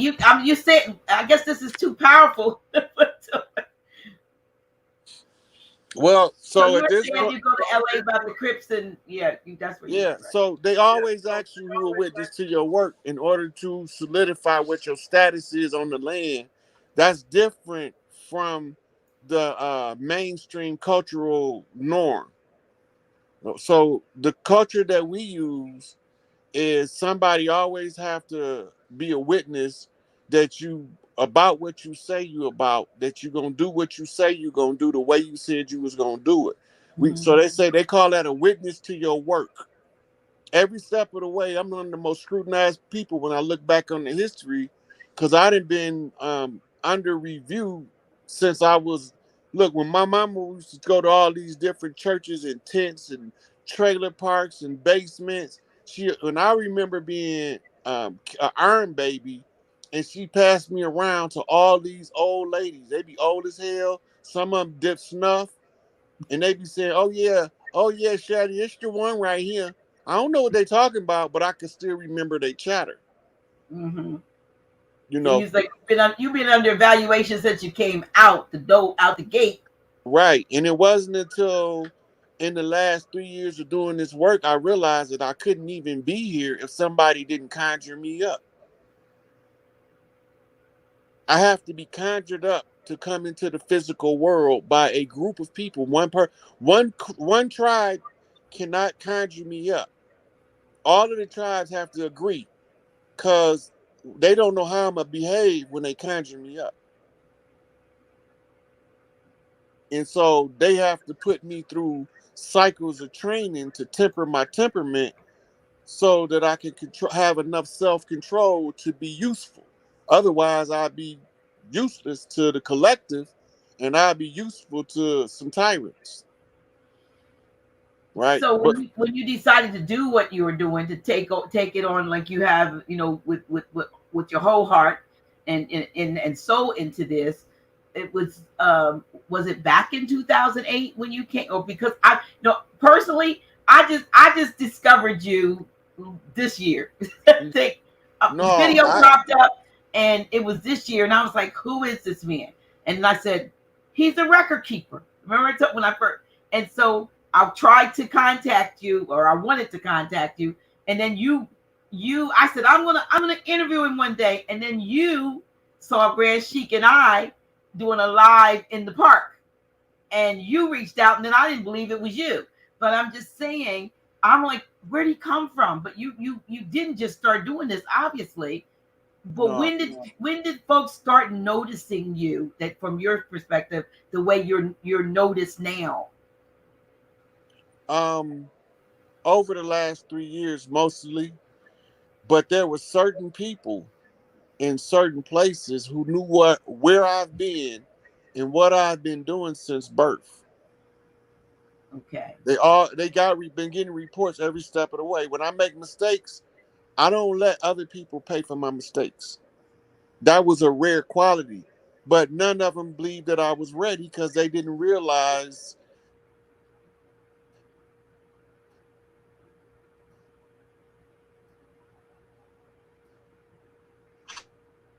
how Got you blocked. I mean, break it up again. And it could be your internet. Maybe it's your the speed on your phone. Can you hear me? It'll be back there, y'all. Uh, yeah, I know why. I know why. I know why. I know why. And you would think we were saying something wrong and something crazy, but what we're saying is true. What we're saying is empowerment, and that's the problem. You, where you at? You back, Rod? You were back. Can you hear me?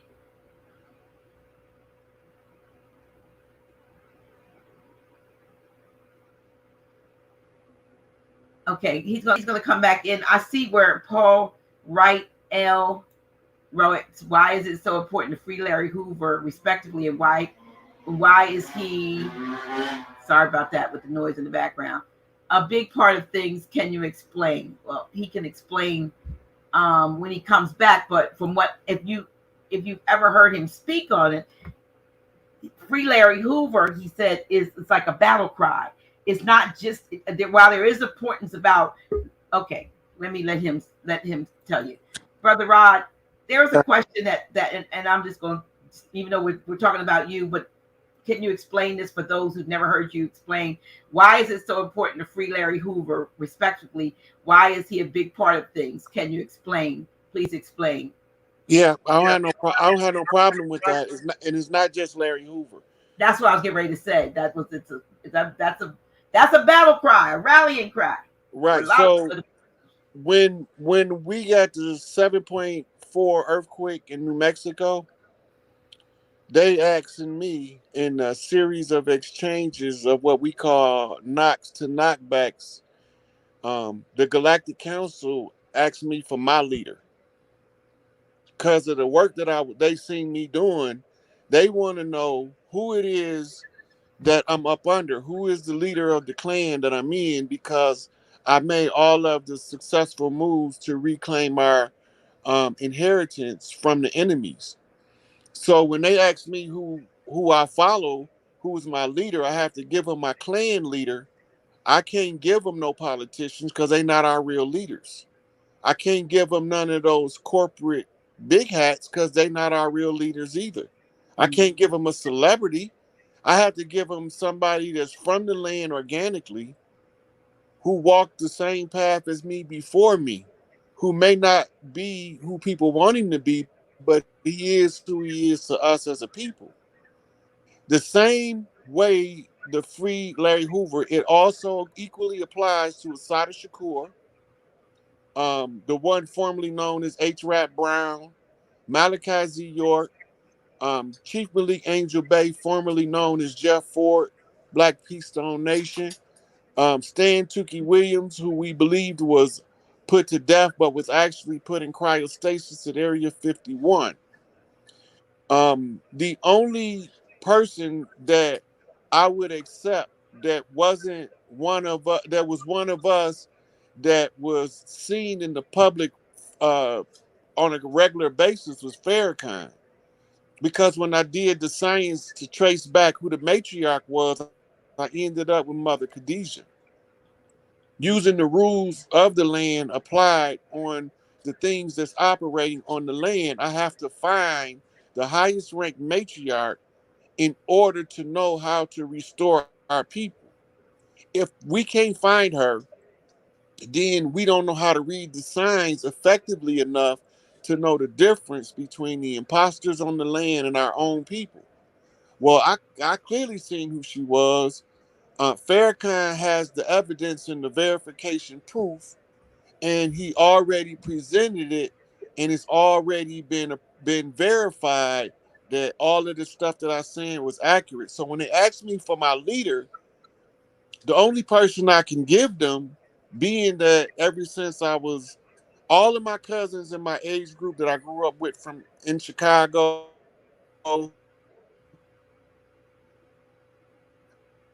I didn't live in these three cities is Grand Rapids, Michigan, Chicago, Illinois, one spot and learn the culture.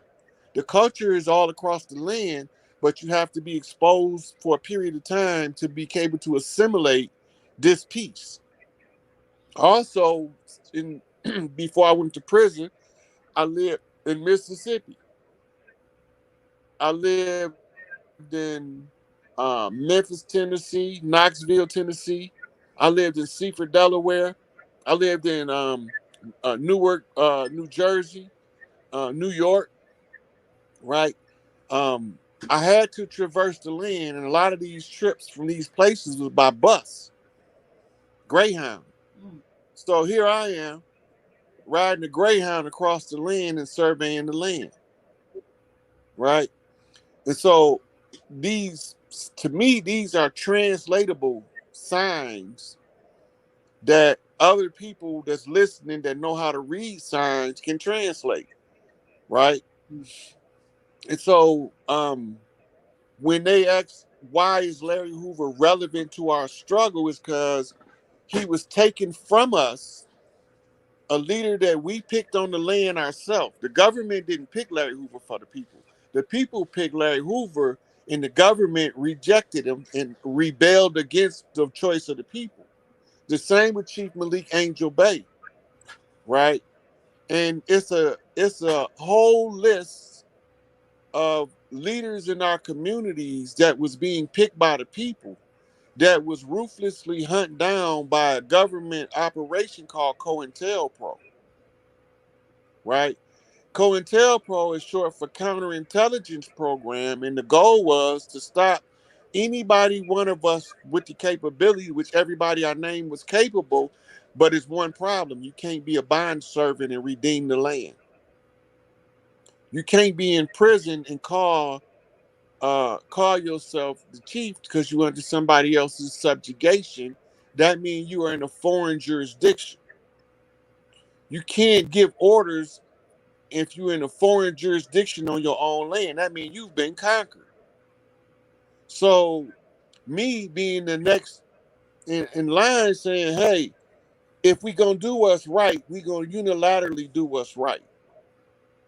Or I don't want to do it. I don't want to do half of what's right or a piece of what's right. I want to do the whole thing, change the whole thing to correctness, or I don't want anything to do with it. Right? So it's not just Free Larry Hoover. That's just the condensation of all our complaints. The adrenal crown harvesting, the women trafficking, the sex trafficking, the children, the kidnapping the children, the selling us in the open market using our birth certificates, trading bonds. All this has to stop in order for us to ever see true prosperity and a new golden age on earth. And because my give a fuck meter don't move, for lack of a better way of putting it, I don't care enough about the enemy's well-being to not take them off our land. Whereas some people become so familiar in associations with the enemy that they don't care to remove them from the land, from taking food out of our babies' mouths. You don't have to agree with me. I'm still gonna fight for you. Because the universal laws say you got a right to believe whatever you want. You got a right to think whatever you want. Be you right or wrong, that's your right. I can't take that from you. That's inalienable. Because if you didn't have the right to think what you want to think, then your thoughts wouldn't be enclosed in your own self-head. They would be on public display at all times for the random person to come through and change them. But that's not the case. So you got a right to believe what you want to believe. You don't have to agree with me. I'm just going to tell the truth until everybody understands from frequency and vibration and verification of receipts. So don't believe me, check the receipt. Argue with the receipt, don't argue with me. That's my philosophy. The receipt's on the record. Been on a, Yeah. been building up for 3 years. Yeah, yeah. Well, and in the fullness of time or at the right time, that's when I came across you. I wasn't supposed to. I'm assuming until now, and it's a good thing. Have you ever? You mentioned the Galactic Federation. I received a call from a sister, and I was supposed to be reaching out to you. I'm sorry. I apologize, rather, to the sister who was a part. Have you ever heard of the Committee of 300? Yeah. So she, Committee of 300. yeah. So it's sort of it's I believe from what I got, it is sort of galactic in its origin, and she is a part of it. And so she watches. I know she might have seen it, might be on here. I'm not sure, but when she first reached out to me, it was like the committee is trying to figure out who you are, and she kind of wanted to have a conversation with you. But I was wondering if you were familiar with that. So She was selected to be part of the Committee 300. I don't doubt it. Yeah, and First because and of foremost, because I had some of the most prominent um, Moors when they seen me surface 2 3 years ago, came to me and told me, "Let's see what you got. Let's see what you can do." hmm, Right? And I didn't know them, and they all grand sheets, several of them across the land. But I didn't know they knew who I was or had heard of me until they contacted me. hmm. Right? I And knew have they been silent ever since? Have they been in the what forefront to that's the say, rule. Matter of fact, one of them called me. He said, "Brother, I'm not even supposed to be talking to you, but I know who you are, and after all this long wait, I had to see you and talk to you for myself." "Hmm, So he knew who I was even better at that particular point in time than I did. Mm. But I was more from the standpoint of I can solve the problem, but the people don't really want the problem solved. They'd rather go along to get along. So I don't want to participate under those conditions. Yeah. And he told me, he said, I know you're going to fix it, but before you do what you're going to do, before the world see who you is and see you do what you're going to do, he said, I had to call you personally. He said, I've been waiting a long time to finally get to talk to you. So he knew who I was, Hmm. right? And I know from for a fact that all of these Masonic lodges know who I am. I got too many messages that's coming. See that? Depending on what you get ready to say, then they break you up. Let's see, y'all. Yeah. This is fire stuff. This is stuff they don't want out. This is stuff they don't want out. They don't want you to know this stuff. Masonic lodges very.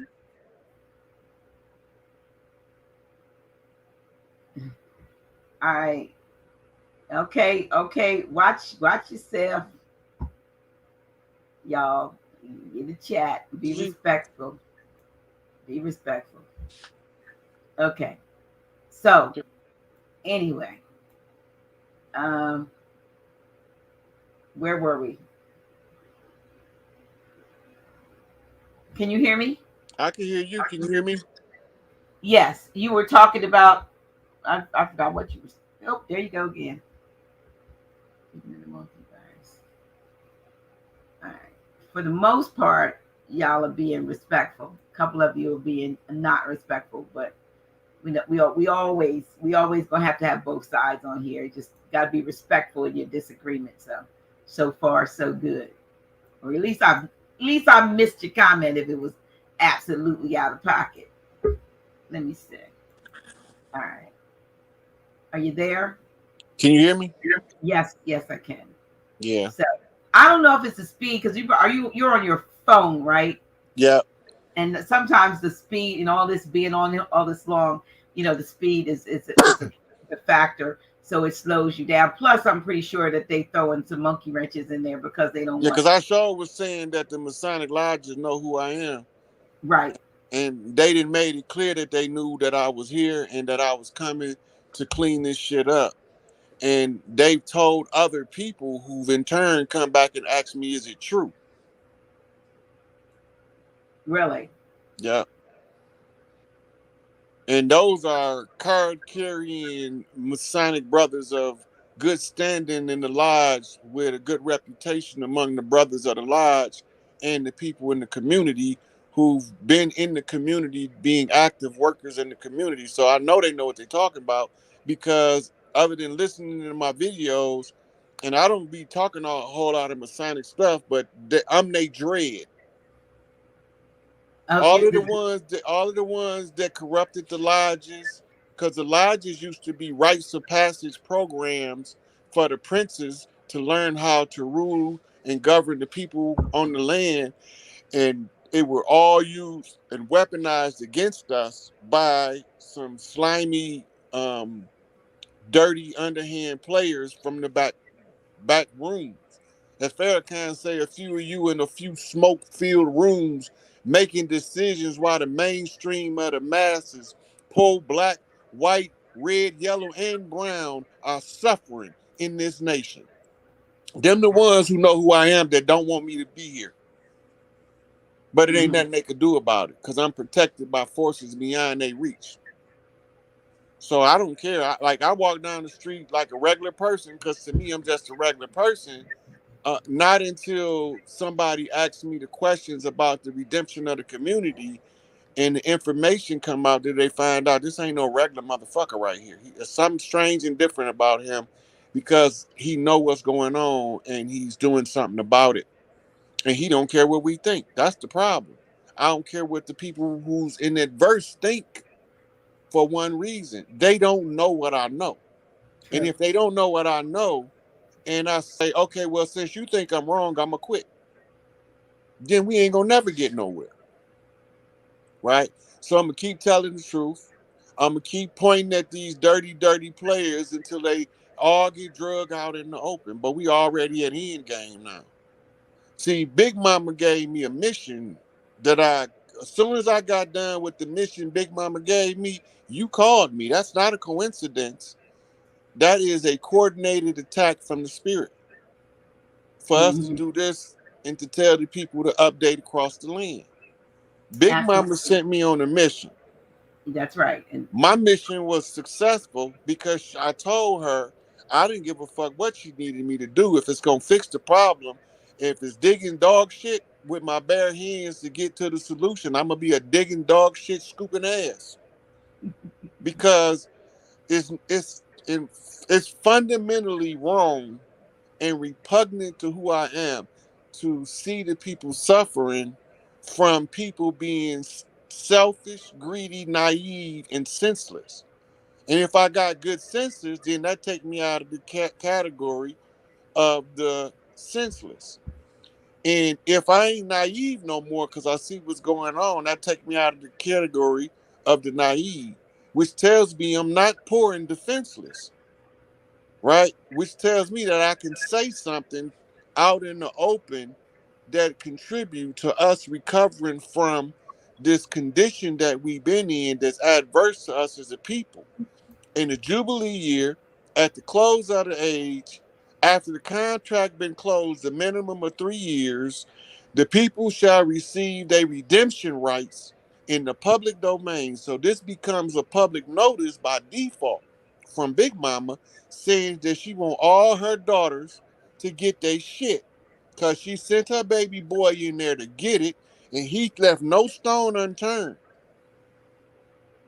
And so now, whoever they is, whatever lodge they hiding in, whatever secret society they under the covers of, whatever back room they dealing in, ain't nowhere to run and ain't nowhere to hide. Cause Big Mama sending them boys, mama's boys, the real ones, to come get your ass, cause we know who all of the dirty players is, because we had enough time to study their moves. It's just chess. Checkmate, motherfuckers. That's how we say it. Big Mama say checkmate. It's over. I'm not gonna leave no stone unturned. Where they all flipped over, ain't none left in the creek. They all on the bank now. So since yes, they all on the bank, we might as well break the bank and bring it on home. So I don't want nothing until all the man got all of theirs. And once they all paid, run man. So I had to go through the process of the refining of the information, the clarification of the misunderstandings, the showing of the misdirections from the David Copperfield show, which your earrings made of copper, to realize that it was just an illusion. And the three sisters talked to the seven sisters, which is a moon flip to a Pleiadian knot, in order to resolve the matter of the Pleiadian light lock that was secured by an Arcturian agreement at the Galactic Council. That we can't get under this shit unless one of us, organics to the earth, figure the solution to the problem by understanding all of the areas of people activity and how to effectuate change. One of us. We don't all have to do it, just one of us. But part of the problem is the one that discovers it now has to be on a Paul Revere ride across the nation. Instead of saying the British is coming, the organics is coming back. They coming back home to serve eviction notice on all of the squatters on the land. That's a knock to Dane Calloway, by the way. Because my cousin, Big Ray, and Ray is the name that they give chiefs. They name him Ray, and they name him Son. And the one that they call Big Papa is called the Big Son because his son is always named after him, and he the little son. Or when they call him by his name, whatever his father name is, he the little that. hmm So you got John, which is Uncle Johnny, and his son is Little John, right? So when we know how to read the language, my cousin flipped to me that the life is a game, and he who dies with the most toys win. All you got to do is slow down. You already ain't scared to look in a book to find the solution. Follow that pattern and repeat until you get to the victory lane. My mama said the race don't always go to the swift. Sometimes it go to the slow. So watch the tortoise and the hare. So she flipped me because I always say I'm slow as a turtle. So it's a turtle nation knot off of a gorilla's back. You can't help it. They got to return everything they fucking took. All we got to do is get the message out to our people that it's over as soon as they do what I was forced to do during this beginning of this stuff. Divorce yourself from the fallen system that you get drugged down with it. Most people can't do that from fear. But Big Mama told me, fret not thyself for evil doers. For years I walked through the valley of the shadow of death, I shall fear no evil. Well, I told her, well, not only will I not fear no evil, I will destroy all evil that oppose my ability to impose righteousness across the land. So bring it on if you want to play. I'm a ghetto boys. Make my day. Right? So when we get to the real root of what's going on, I couldn't always tell people what I knew because I needed a way to tell it to them on their own level where they can digest the information and use it to their greatest advantage. The greatest advantage is this process that we are under right now because the sisters started separating themselves from the system July the 4th, and when a sufficient number of them separate, it's over whether the men do it or not because we're going back to matriarchal rules, the children first, family first, and the rest of that shit can take a backseat to hell. We don't want it if it's not benefiting the collective. I think it's interesting that the movie that's coming out, I don't know whether it's coming out in, is it before the summer's over or in the fall, with the Warrior Queens or whatever. I think it's very interesting. Um, with Actually, Viola Davis, I that haven't seen that movie, Dr. G, the but trailer. that's Well, on it's my not out. It's not out, but the trailer is like, it makes you like, yes, it to me is it even puts Black Panther on the back burner because it's like queens. Well, they call them queens, but we know what queen means. But it's melanated sisters fighting and destroying, doing exactly. I think it's a metaphor for what needs to happen in the spiritual realm. Not only is it a metaphor, it's rooted in historical fact. Right, Here's right. a historical fact. When the men couldn't get the job done on the battlefield, the Mm-hmm. women got the job done. And so just so that people can have a reference to what I'm talking about, research Anne Zingha. Queen Zinga, yeah. Research Queen Makita and research the Candace Queens. When they said Alexander conquered the world, when he ran into the Candace Queens, he made a sharp left turn and went into the Indus Valley. He didn't want no parts of that, right? When the Anzingha brother, the general of the military, kept getting his ass handed to him by the Dutch and the Portuguese, she gave him a final warning before a battle. She said, if you lose this battle, don't come home. I'm going to take over the army and I'm going to show you how victory is won on the battlefield. And he went to go fight the Portuguese and the Dutch. They handed his ass to him. The scout came back that she sent to follow him and said they getting their ass handed to him. As they was in retreat from the battlefield, she passed them on the battlefield going to the fight. Mm. She was kicking their ass so bad they wanted to negotiate. But they wanted to humiliate her by making a woman stand up. She got gorillas for bodyguards. We don't play that. You're not going to disrespect this sister. I be her seat. She can sit on me because you ain't going to look down on her in my presence. Right? So the Mm-hmm. man becomes a proper support, even in a secondary position. You still got to be the proper support for the sisters. And when we can't get the job done, we have to recognize Big Mama got a group of girls that she sent in at the end. as the final cleanup crew, and they tear this motherfucker up with the laws of nature. They don't. They not finna go fight you with their fists. These are the final.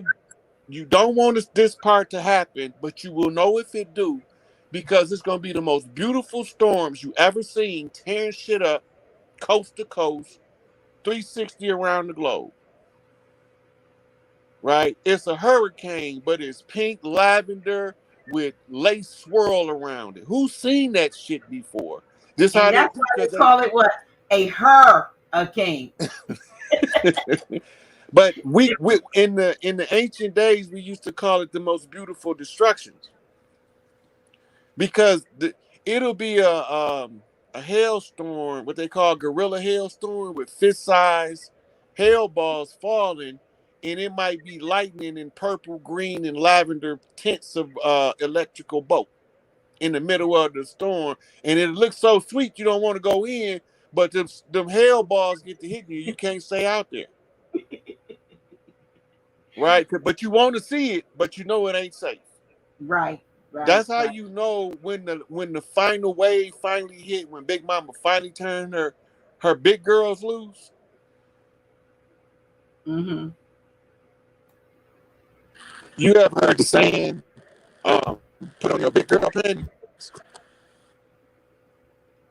Um, you're breaking up again. Can you hear me now? Yes. Somebody had called in and interrupted my feed. Okay. Stop calling him. But you ever heard the term "put on your big girl panties"?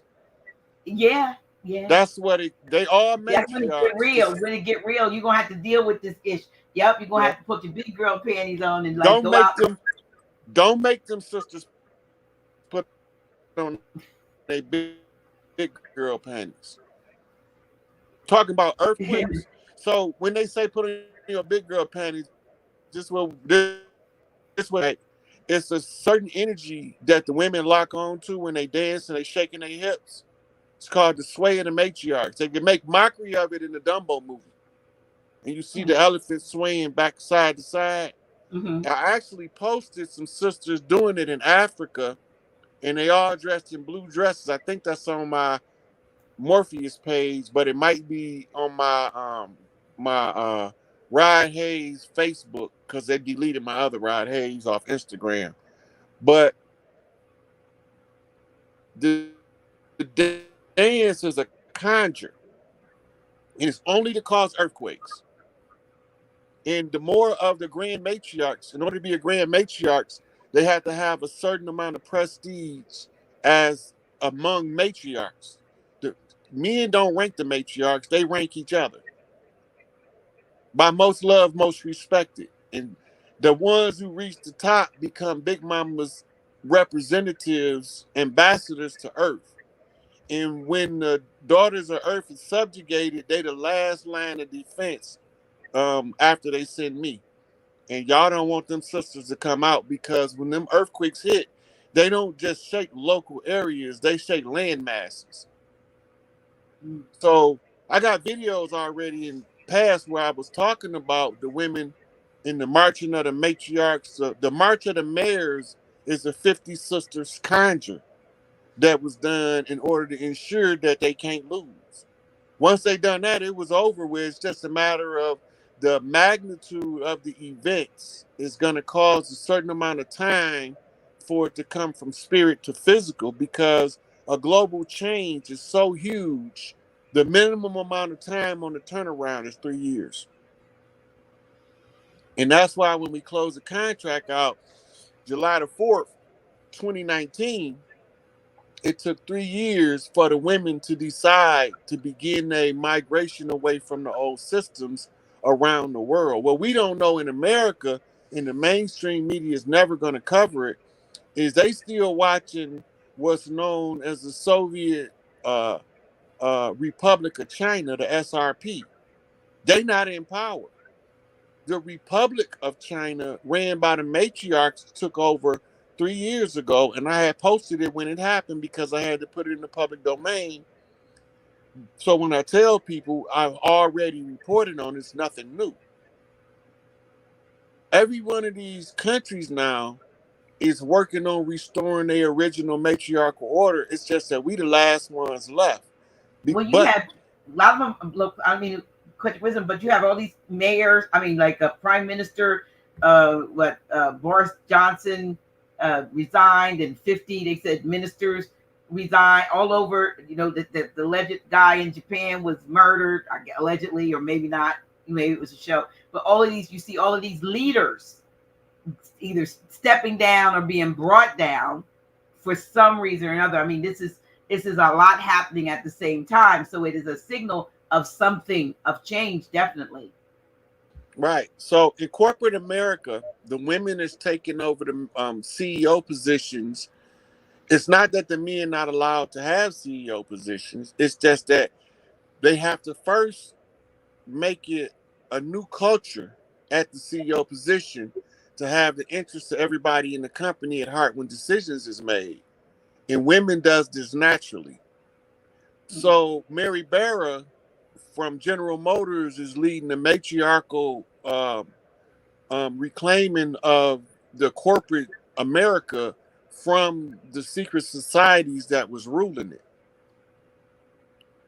And that's on the corporate side. On the political side, there's key women, all of them not revealed, in political places that's going to be making statements to reveal that the matriarchy is back in control. All this is going to just unfold after we see what happened with the tribunals that's going on with the deep state scenario. All that's got to come out to the public domain. And we going from from Pisces believing to knowing in Aquarius, and we at the part now where we beyond the 50% mark of the year. Listen, I don't. I'm gonna see how I can say this because I don't want. I saw a video, and I don't know if it's still on YouTube, but somebody I think either sent it to me, but I was looking at it on my television, and literally they have a video out with the guy HB, the son, and with excerpts from Laptop. the laptop, and the parts they trying to show it so you don't look, but you can see literally what pretty much what's going on in that. And I'm thinking, if this don't make some changes, I mean, it should have happened before his father got in, but nevertheless, I mean, somebody has a video out there, like a little music video they're calling it, and they have clips from it. Literally, I don't know if anybody else has seen it, but I saw it yesterday, and I was Yeah, like, "Can you hear me?" I, I, I couldn't hear you. You can you hear me now, can you hear me? Yeah, I hear you now. Dr. G? Yes, Okay. So I've been telling people for about 3 months now. Watch the Hunter Biden laptop so you don't get caught off guard, because it's the straw that broke the bull's back. it's out. Once they entered into congressional evidence, that was the public notice that it was going to be the source by which they expose everything. So now they slow leaking clips from the laptop as a indicator of what's to come, and they doing this because they have to soften up the people so they don't take it so hard when they realize how deep this rabbit hole went for us to reach the bottom and clear it all the way out. The Biden, the laptop, I'm not going to say nobody's name, but the Right. laptop is going to trigger another laptop scenario in a different file out of New York, um, about some child sacrifice that's going to also expose, or it's going to come out in a cross section of information between the Maxwell House trial, which was coded, by the way, just so I didn't get Mhm. too The coffee shop. Yeah, I got you. right. So her trial and the laptop scenario, or the two laptops, gonna all end up converging at the pizza parlor, if you get what I'm saying. I get you. So while they exposing what's going on at the pizza parlor, That's going to be the shock and awe and the last hurrah to give the people the inside scoop. And this is when we going to start having 24-hour tribunal TV showing us all of the people that's been tried and what they've been tried for: crimes against humanity, human trafficking, sex trafficking, drug trafficking, arms trafficking, all kind of stuff from all over the world. You're going to have high figures of society being dirty laundry drug out in the open, because the military strategists say if the incoming king wants to win favor with the people, after he's thwarted the conspiracy, he dragged the conspirators out before the people and lay the conspiracy bare so that the people can understand the doom that they were rescued from, and they become supporters of the king as he restored the land and the water and the air. The people not gonna never support you if you don't show them the ugliness that you went through and on the behalf of the people in order to restore everything, right? So Okay. while we doing public notices to the grassroots, because that's all we doing with these conversations, trying to educate the grassroots on how to see beyond the charade, to see the show going on behind the scenes. So I had to break it down into what you call bite-sized morsels and throw a couple of colorful epithets in there, because to be politically correct when the politics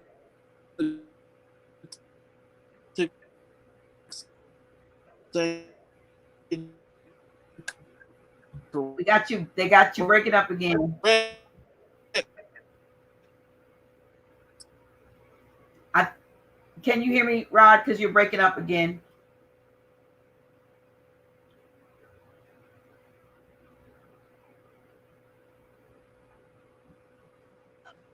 I You We have ready to close in just a bit, y'all. I appreciate each and every one of you all. If you came in late, because I see a bigger number than there was before.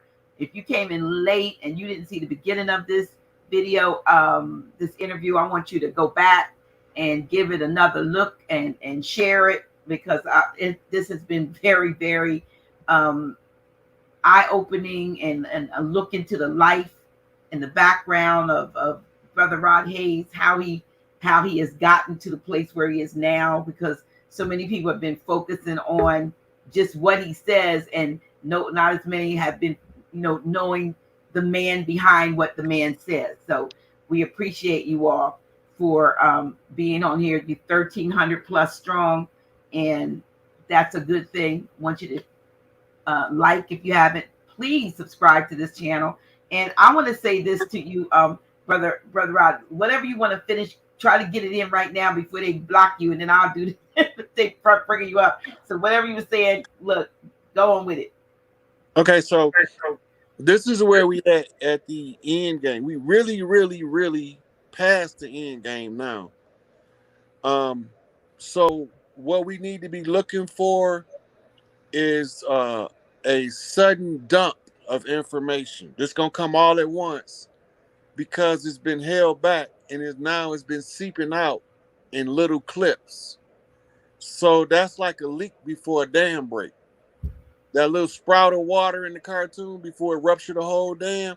Hey, you can't stick your finger in there and plug this one up, right? Right. So the exposure, uh, based off of the messages I'm getting, is it's imminent. But I can't give a date because I'm not allowed to see the future dates. I can only read the real time, and then I can do a mathematical probability. I can also do what they call a stellar alignment probability, according to the alignment of the stars.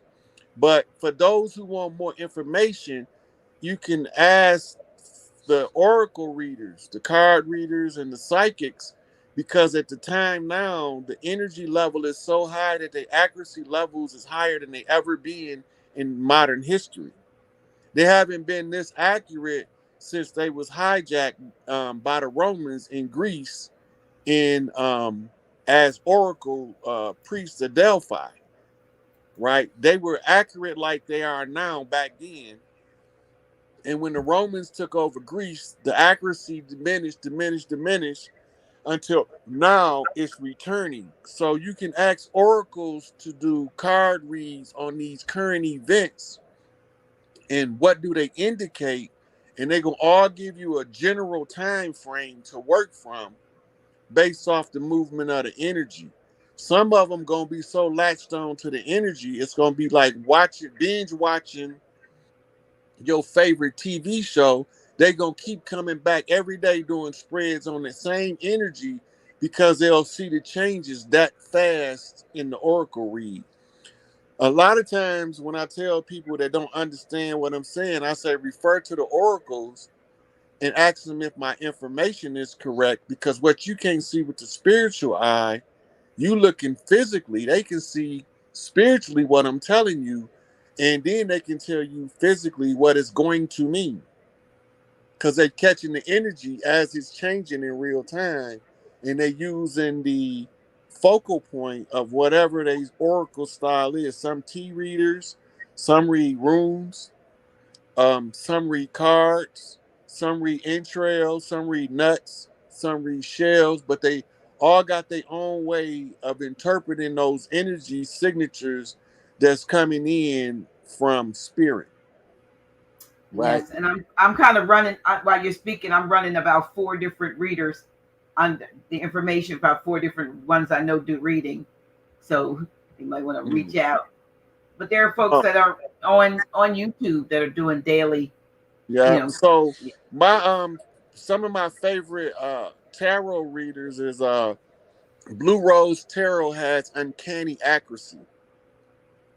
Also, I listen to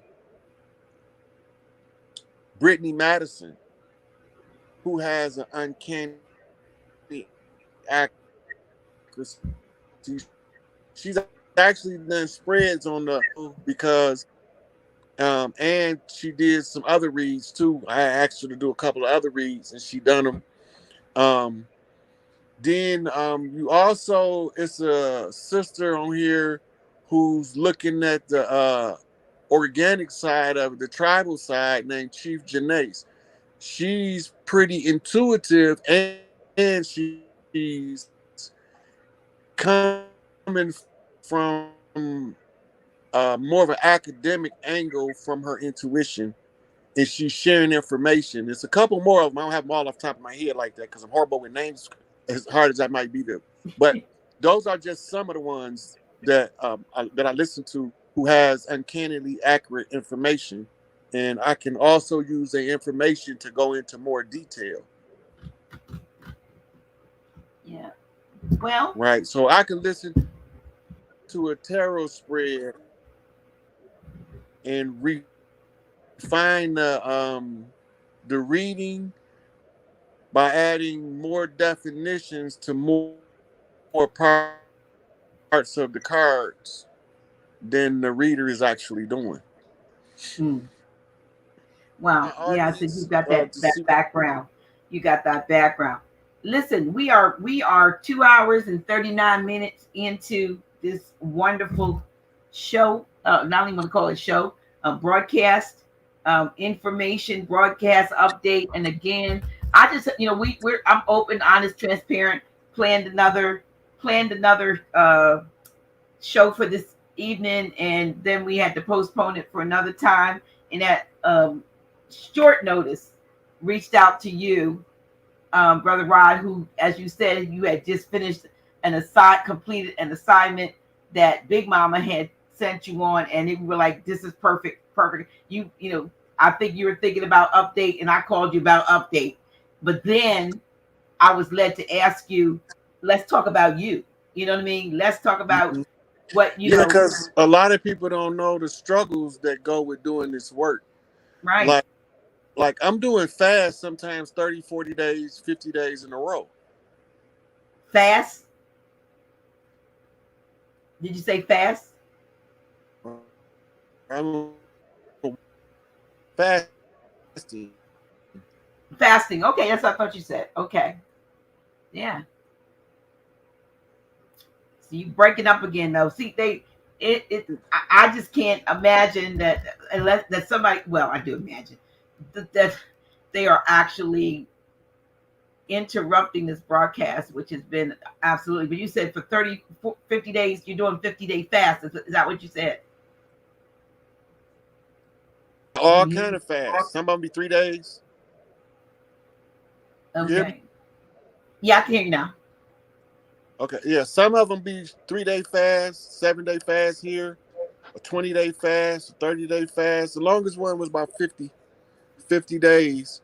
And if you go back and look at my videos, you can see how skinny I was. I remember seeing one with your. Actually, I think the picture that I used on here, you look real skinny. Your face was real thin.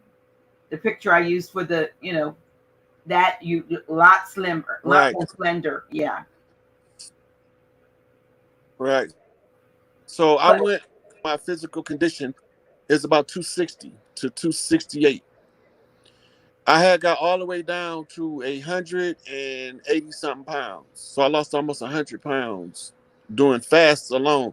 That don't got nothing to do with the meditations, the shadow work, facing the demons, and that's generational curse breaking. That stuff not easy. It sound easy, but most of us don't understand that we actually breaking generational curses by changing certain behavioral patterns that we picked up from our parents. hmm, wow, and yeah, and it's a lot of things you got to face, and then you have to all of the. It's almost like Prometheus. It's almost like, well, I whichever always one it is. tell One, people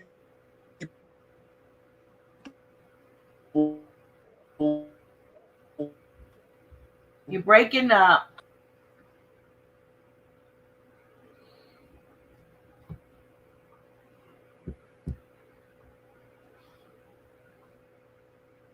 can you hear me, Dr. G?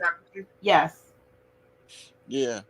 So it's a lot of work went into this. A lot of years of studying went into this. My library is ridiculous. I got like probably 20 totes packed up with books and I'm not done packing. Wow. And how long did you actually? How much time did you actually end up doing of that 18 to 50 year sentence? About 16 years and 8 months. Okay. So you did some time. So you had time to get your PhD. A couple of them because my favorite. Okay, so you have what you call your what you naturally drawn to is medicine. That's me. Me and my cousin Calvin were supposed to be doctors together. He went to university to become a medical doctor. I went to the underworld to become a witch doctor. We still became doctors. We just different kind of doctors. Okay. But I became a witch doctor to hold up our agreement that we both be doctors. This one of the things that entails is becoming a naturopathic physician by studying naturopathic medicine. Right. Right now, I don't have what they call the degree paperwork. So what I have to do is find one of us on the land from where I'm from to send the people to that got the paperwork, and that's Dr. Pittman here in Pontiac from Herbalife. You can find him on my YouTube page. If you put in Herbalife, you can't miss it. That's what it is, and it's in Pontiac, so you'll know it's the right one.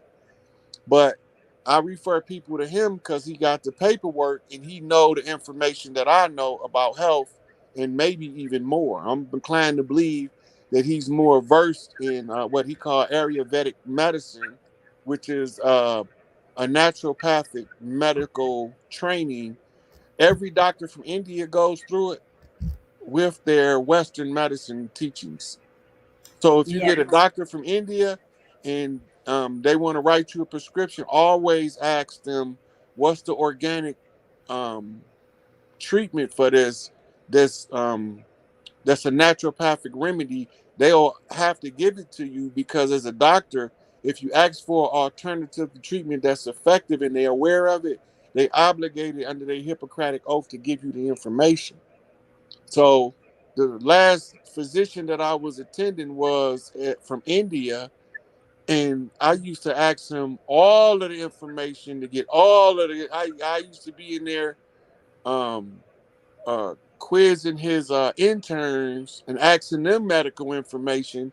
And one of my favorite things to ask them is the most fascinating thing they learned about the human body.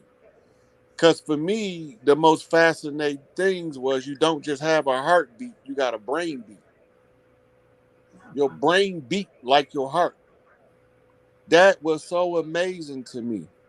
So when I started doing my fetal studies, fetal development studies, it made sense because the same stem cells that form the heart is also pulsing, forms the brain. The central nervous system is formed in a straight line, and from that, the heart and the brain both come from different parts of it. Right, but the And spine being the covenant governing vessel where it yeah, starts to form on. Yeah. and your third brain is your intestines. And if you learn to control your appetite, you can control your base desires for anything. Yep. Increases your willpower overall. That's why we train fasting so hard, because we actually are at an internal war to take control of our willpower from our ego self that the society created. It's a power struggle. W.E.B. Du Bois called it the warring soul and souls of black folks, right? And he described it as the Europeanized white self is in conflict with your organic black self, right? And Wow. you are in a dilemma at all times on which side, which one of these selves of yours do you take sides with? Soon as he told me that, I said, I want the organic side out the gate. I don't want the other side. They can keep it. I know that's right. I know I that's right. right. The society created that by other people's opinions of me. That don't match my opinion to me, so I don't accept that. Hmm. Right. So they told my mama I wasn't gonna never learn nothing. They told my mama that I was gonna be incorrigible and that I'm always gonna be slow and behind everybody else academically. But they didn't know is I was just biding my time so I could jump in another lane, burn rubber, and leave their ass in the dust. Because the same people that told my mama that when they was my age didn't know half the shit I know. Right. So here's something else probably people did not know about you, that you had such a a background in a holistic and herbal medicinal formulations, and just the knowledge of what is and what isn't going on a holistic basis. But you and I have spoken before, and you have shared that with me. For me personally, I the same thing you have with the doctor that you mentioned, Dr. Botanica, who I also advertised, on the channel. He and I, brother Dave, but now more Dr. Botanica and I work together because I do the AO scans, and when those reports come up and show all of this stuff is going on, not now he can read. I can read them, but he can read them from his medical, holistic, and medical practice, and he does use a lot of Oriental medicines. He understands and overstands and understands. So we work together. So once I do the scan, then he gets the reports, and then he can give them protocols and so forth. And I've seen so much. I mean, my cat was listless for, like, y'all have seen, some of y'all have seen me pick my cat up sometime and put him, let him be seen. Well, 4 days ago he became ill and listless, and he hadn't eaten for 3 days. And I was getting ready to take him to the emergency place where they wanted like 350 notes to walk in the door, just to walk in the door, not to do anything to him. And finally realized, well, scanned him, and all kinds of things were going on with him, and even the chakras were out of whack. I mean, of the cat, and showing, and they have some extra different chakras that we don't. They have something called a bud, which is on each one of their feet, that chakra. But We anyway, have long them story too. short, hmm? We have them too. Under our foot, the sole of our feet has a chakra on each foot, The palm of Well, our hands have a chakra in each chakra. so that, and what they call them on the cat is, or the dog, is the bud chakra. And so Because it's it showed all of that. And I think 7 out of 9 or 6 out of 9 chakras of his were out of whack. And every his blood count, this, that, a lot of things were going. He was listless. I had to call him a couple of times to see if he was still breathing, and sent it to Dr. Botanica. And he's reading this, these things, and he's seeing nutritional issues and various things. And then bling, it hits me. What would have made him become sick like that quick? We had put Turo ant killer in a liquid, in a little container, and around, because ants had invaded the kitchen, and we had them around the island. But one of them got kicked and the liquid came out. So intuitively, I knew cat must have licked that, thinking been it was poisoned. right, and he was poisoned.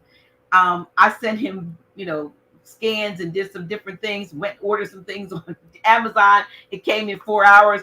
Force fed him, did some stuff, and couldn't find the card that I was going to take him to the emergency room and send him scanned frequencies. And this morning scanned him again. All of his stuff had changed. All his numbers, everything changed. Everything that was, all of his chakras are in balance except for his heart. Heart chakra still, and it probably is always out of balance because he's kind of like that. But today he got up and ate after 4 days, and he kind of came back to himself. But it wasn't until I realized what had happened to him. And so, and I also sent his scans to Dr. B, so he could look at them and he could see that something was going on. But we have determined that he has a mineral deficiency, like a lot of us do. So, but I'm just saying, that type of approach to stuff, and when you know that stuff, you can be such helpful to yourself, to your family, and to your friends. You don't make yourself a victim to allopathic pharmaceutical, drugs that are going to have all kinds of side effects and all kinds of, side effects. So I'm happy for the natural approach. And then you told me something today about the importance of magnesium. Yeah, because you can't use any of the trace minerals required for bodily functions without magnesium. It's the great synthesizer. And the same with vitamin C for all of the vitamins. It's the great synthesizer. And one of the old books I read went into the medical studies on nutrition and the different vitamins and how they affect certain conditions. And you would be surprised what they call macro dosing, massive doses of vitamin C cure so much stuff, but they don't want people to know about it. Because it's a facilitator for all of the rest of the vitamins. And magnesium is the facilitator for the trace minerals, and Have you ever especially the heard trace about metals. glutathione? Yeah. And it's important. Yeah, see, I put glutathione in my mouth, and in nano, these are like down to a nanoparticle, because when it gets into your gut, everything can get burned out, but it works in the mouth. So because I swish it in my mouth for 30 seconds to a minute, it absorbs the nanoparticles in the jaw and gets through the body that way and bypasses the stomach acids. And but these are things that we don't study. We rather have somebody else give us all of these poison things, and we Yeah. need to do more. Yeah, but I'm glad that we see all of these phases of Rod, Hey, all of these things. you remember when you had me talk to him? What the first thing he asked me about? Dr. B, hmm and you, whatever it was, I knew you knew. I realized you It knew, was and it you was were about the PQQ. PQ. I'm on PS. Me on PQQ. Yeah. Right. So the PQQ is for the mitochondrial. It's the fuel for mitochondrial in the physical world. But most of the mitochondrial, when it's operating in its optimum function, it's spiritual. It's the spirit energy that charges and powers the cell at its micro levels. Mm-hmm. So when he asked me about it, and I started telling him that it was the fuel for mitochondria, He said, "Man, you know how many naturopaths I asked about that don't know what that is? You know what it is, Yeah, you right?" did. Yeah, yeah, you did. I didn't remember which thing it was, but I knew whatever it was, you knew it right off the bat. And so, but but yeah, so I just try to do the things that are natural and to keep myself, going. I'm sitting here, I'm sweating. I'm sure it's like 90 degrees still here. We've been on here for just about 3 hours.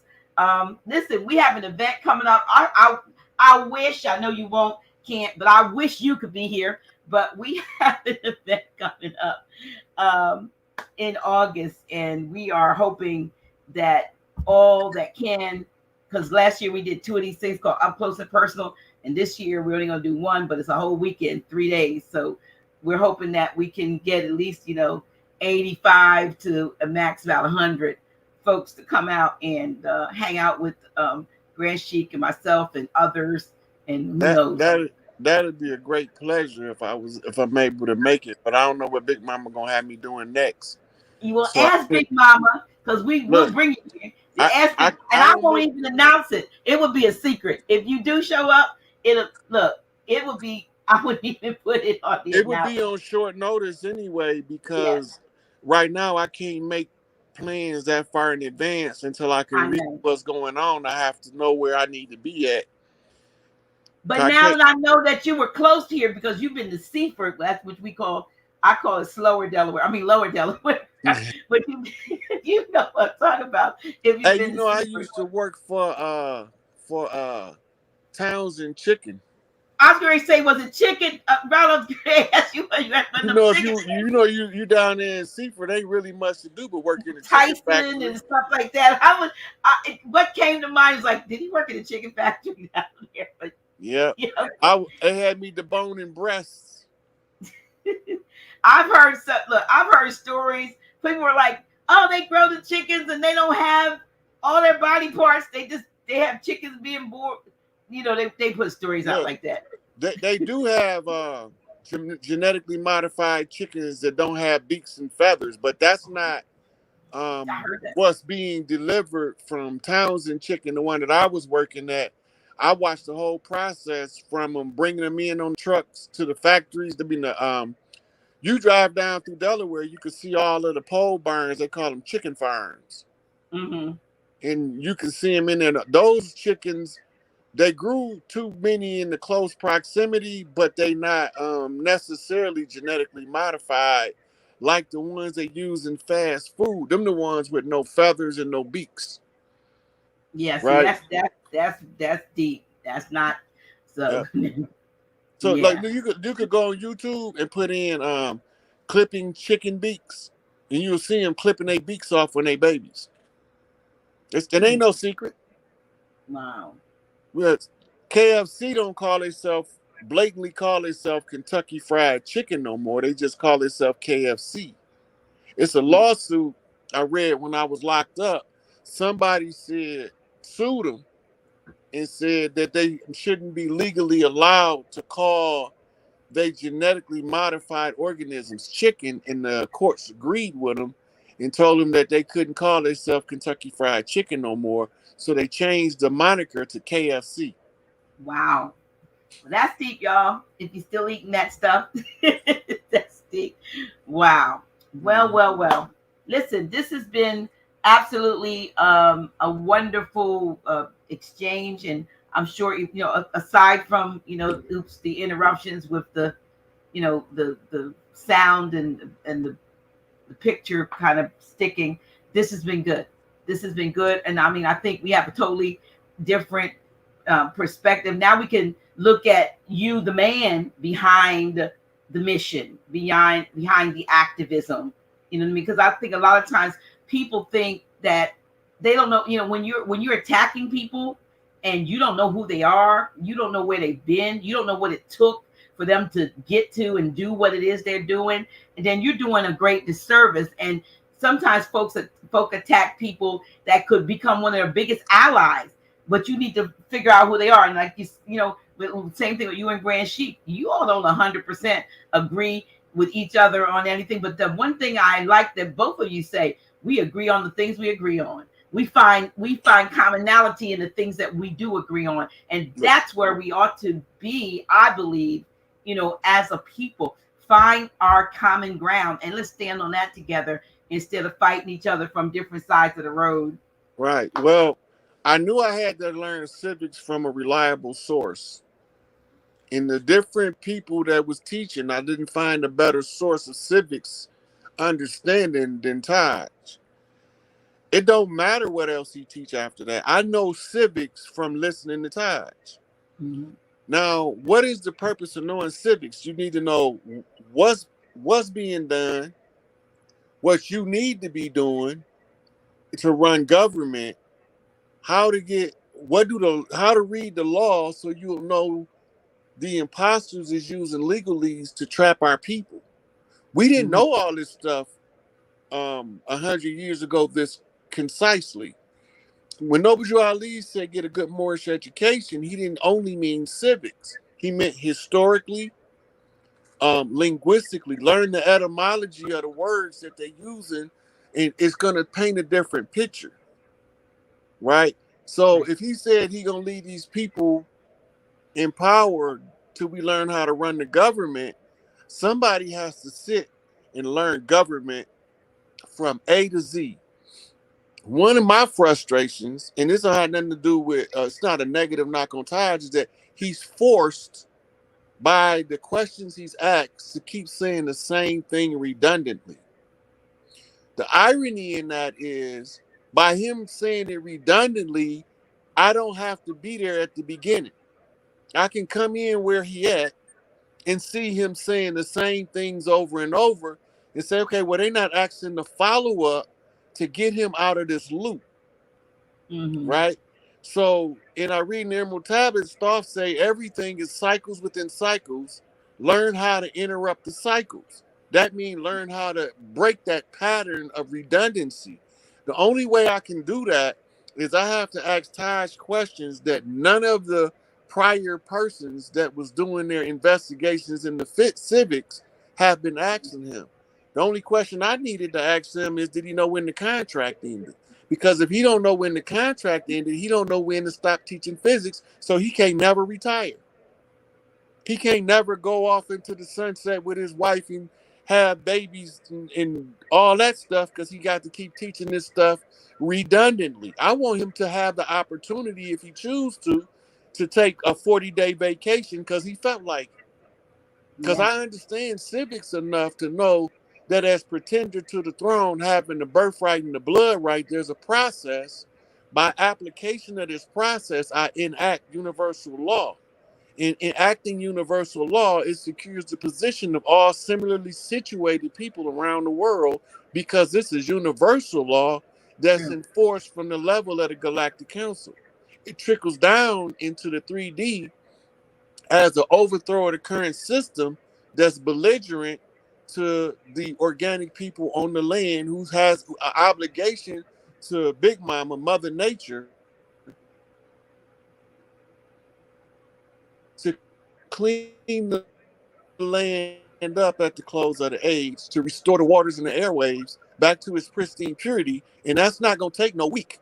That's not a 2-week cleanup job. No. We talking about a job that can take us a No. couple hundred years, but we have to start on it. But we can't start on it until one of us learns civics well enough so that we can execute the galactic law overriding the corporate jurisdictions of contract law.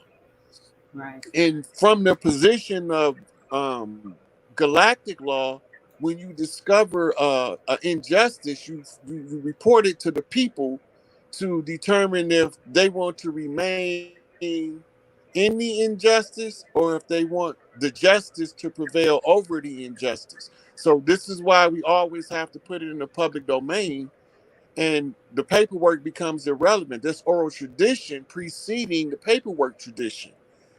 And Noble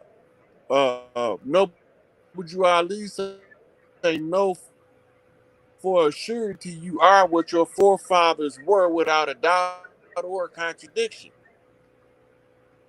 And Elijah Muhammad say, go back to what your forefathers done. We was an oral tradition, so that means putting it in the public domain is how we made our presence felt among the people. Then when we discover any anomaly that negatively affects every clan, then we have the obligation to inform as many clans who's willing to listen to the problem that comes with a solution. The solution that I'm telling the people right now is that we have to destroy this old system so that our system can be restored. When our system of matriarchy is restored, cleaning off parts of the land to take care of and reclaim. If the land got to be cleansed, we got to have purity rituals held on the land from the blood spilling and the bloodletting rituals they done all over the land. All of these murders and slaughters that they've done over the years have a negative residual energy that affects us. All of the people don't have to be aware, but the ones who understand it is obligated to explain it to the ones nearest to them in terms they can understand of what's taking place on the land. So my job by default became the person that's running through the communities, telling all of the tribes similarly situated, which happens to be all 500 in North America and some change, and they all have to agree to overthrow the old system, and then the old system goes away. So the question you asked me earlier about Malachi, he's in continuity of government. He has to be there because he has one of the largest tribes on the land, right? Farrakhan has to be there. They can't not be there. If the government is going to revert back to us, our leadership has to be there, which includes those political prisoners that we mentioned earlier, all have to be there. And this is all taking place in real time. It's just that the people are stuck on this narrative of the old system, trying to hold on to his last few sips of power. So now they cup is empty. I'm about to slap that motherfucker off the table because I want my sisters to get their shit back.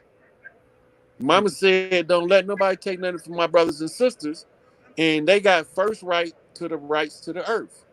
So if we gonna fix the problem, you put it everything where it properly go, it'll run the way it's supposed to run, and you don't got to micromanage everything. Right. You ain't got to worry about it. Just put the most qualified person to lead the position in the current conditions. I might not be qualified to lead this charge in 10 years because my qualifications might have exhausted themselves by doing certain work. But somebody else gonna come along behind me and say, this is how we take what you was doing to the next level, right? So Right. we taking it to the next level, and the highest level we can take it is to the grand matriarch in order to restore balance to the land. And we all know who that is because And I done I told like you. what you said. I like what you're saying, Rob, because you're not saying that you are the end, the be all, and the end all. But for this season, you are doing the work that you've been assigned. For me, for this season, Yeah. I'm doing the work that I'm assigned. And just like you said about Grand Sheik, we get to a place where we need to be able to get to a place where, as we become elders, that we can relax from that because there are a younger a crew coming in that should be preparing themselves to take a leadership role and to let the elders be revered and let the younger then to me do the heavy lifting. I'm hoping that somebody will come and take over. I do so much when it comes to the House of Reawakening Minds from the standpoint of the day to day is me. It's the calls, it's the creating the this, it's the can do it. I mean, Grand Sheik and I basically work together, but he does what he does when he comes here and talks, and he does work if work needs to be done in the building. But when it comes to the mechanics of things, this is no huge organization, but it's a huge responsibility to a very broad spectrum of people. So it has to be done with some level of professionalism and precision. Even though we have these technical things, these are things that we gotta get beyond. But we take seriously the work. We take seriously the fact that we've been put in this position for this time to be a connector. Knowing that somebody else is going to come along and pick up the baton at some point and they need, and it needs to be a smooth transition. That's what we need to be doing, Yeah. preparing those to come up and take the baton.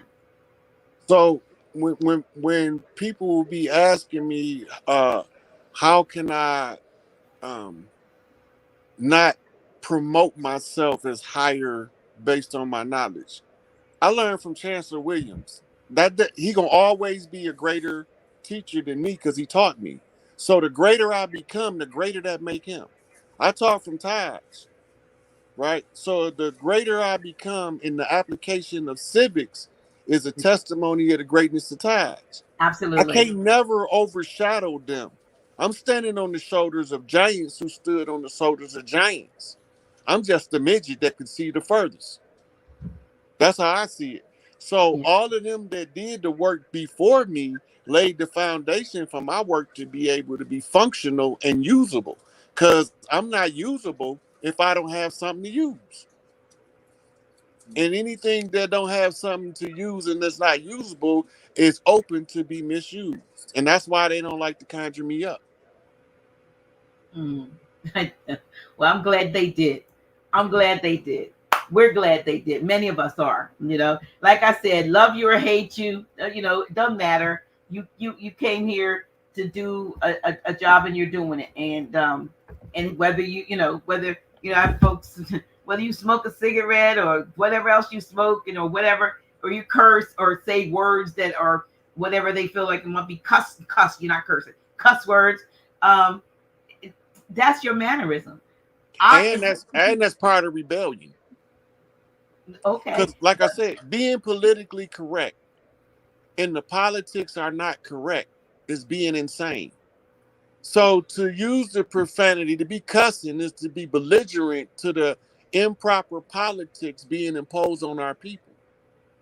I get So any politician that I don't hear say motherfucker, I ain't trying to hear it.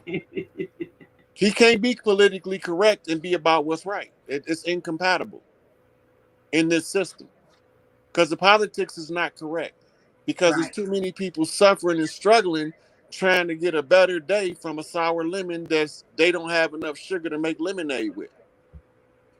Because somebody stole their sugar that they had the first right to before they even seen it.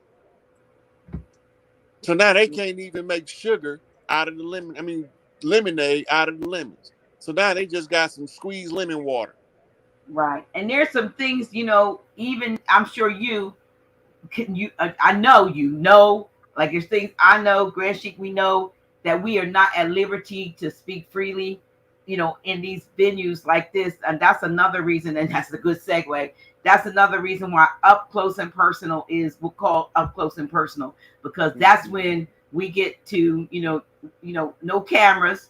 And, I'm sure there are folks that sneak and put their little recorder on to hear things, but no cameras, and we're able to speak freely on the things that need to be conveyed, so that we use the oral tradition again and start. Once you learn something, if it resonates with you, then you take it, and when you get home you share it, and let somebody else, so we can pass that knowledge on. So for those of you who want to come and see myself, Grand Chic, Brother Dave, Mother Kai, Dr. Botanica, other folks, and there are other folks. 3 days, 3 whole days of coming together. The third day is a holistic wellness fair, and we're going to be raffling like $4,000 worth of wonderful merchandise.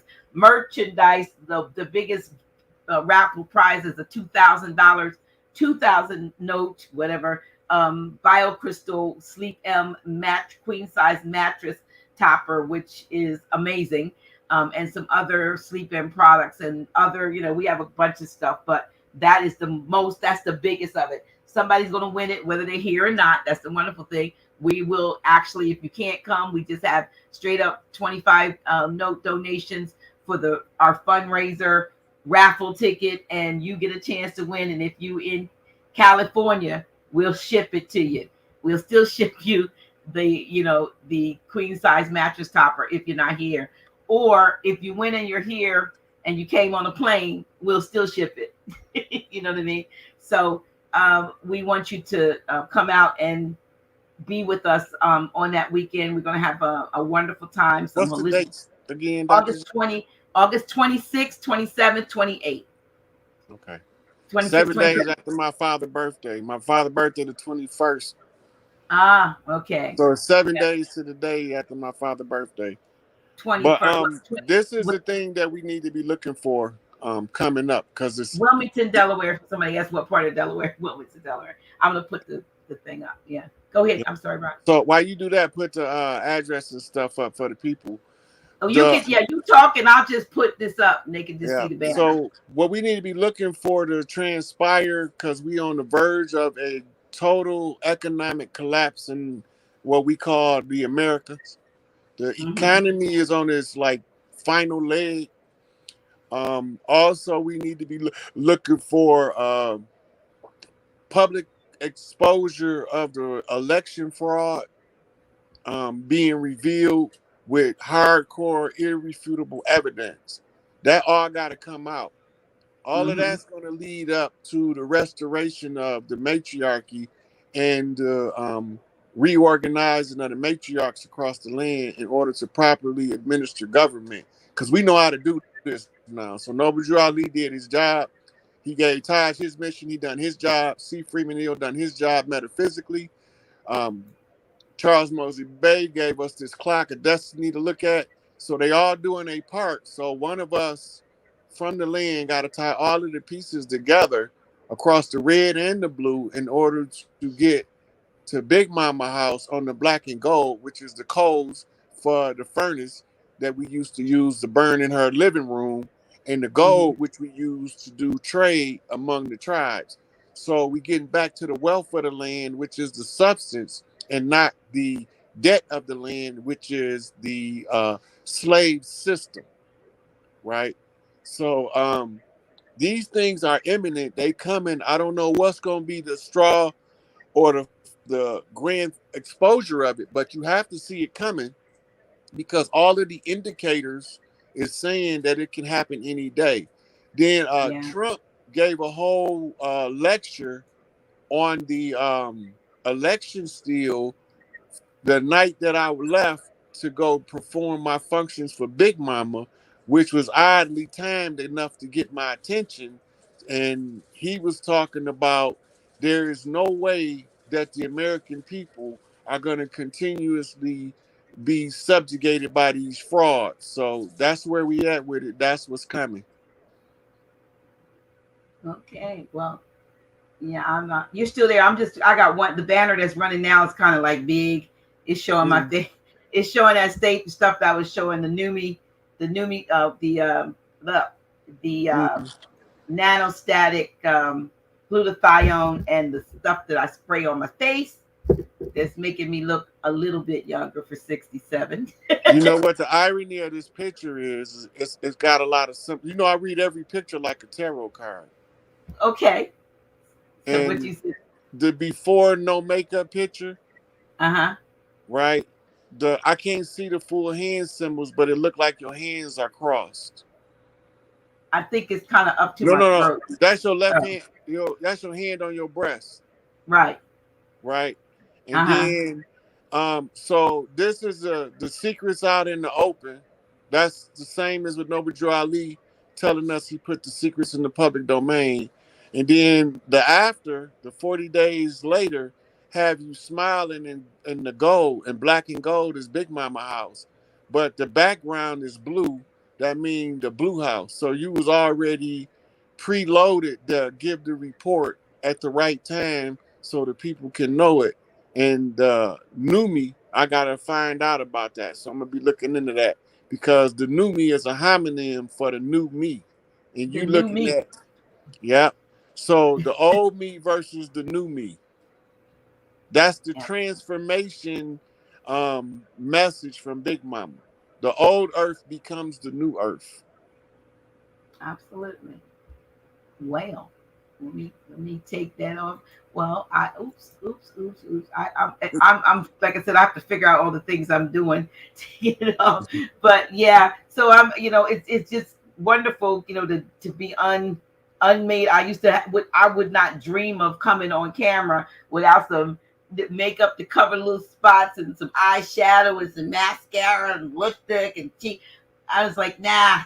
I'm learning to love the skin I'm in, and it's helping me, clear it up and, you know, be happy with who I am. You know what I mean? This is me. Yeah, This is that's what facilitates the glow too. yes, yes, yes, yes. And so you guys can have the same thing. Of course, in between that and chokeberry and sleep am and all of that stuff, we got a little bit of we got mattresses with 16 crystals and gold and silver in them that people can sleep on and get well. Chokeberry that they can take, nanos, particles they can put in there. I mean, every time I find something that is holistic and works for me. It's got to work for me first. I can't just give it to you and I don't know whether it works for me. At least I can say it works for me. Because if it doesn't work for me, then it 9 times out of 10 it may not work for you either. So we try to bring that stuff to you. But anyway, it has been real awesome, amazing, and I'm sure that those who there were questions that folks. I do apologize, y'all. We wanted this to be mainly about talking about our brother Rod and his background, and I know y'all have a lot of questions, and we'll get you back. We'll get I have another show I call, and I haven't done it for over a year, Brother Rod, called Open Circle Gathering. And that open circle gathering is a place, and I may even just do it on Zoom this time, maybe so that folks can literally come on and ask questions and so forth. So we can do like 100 people on it.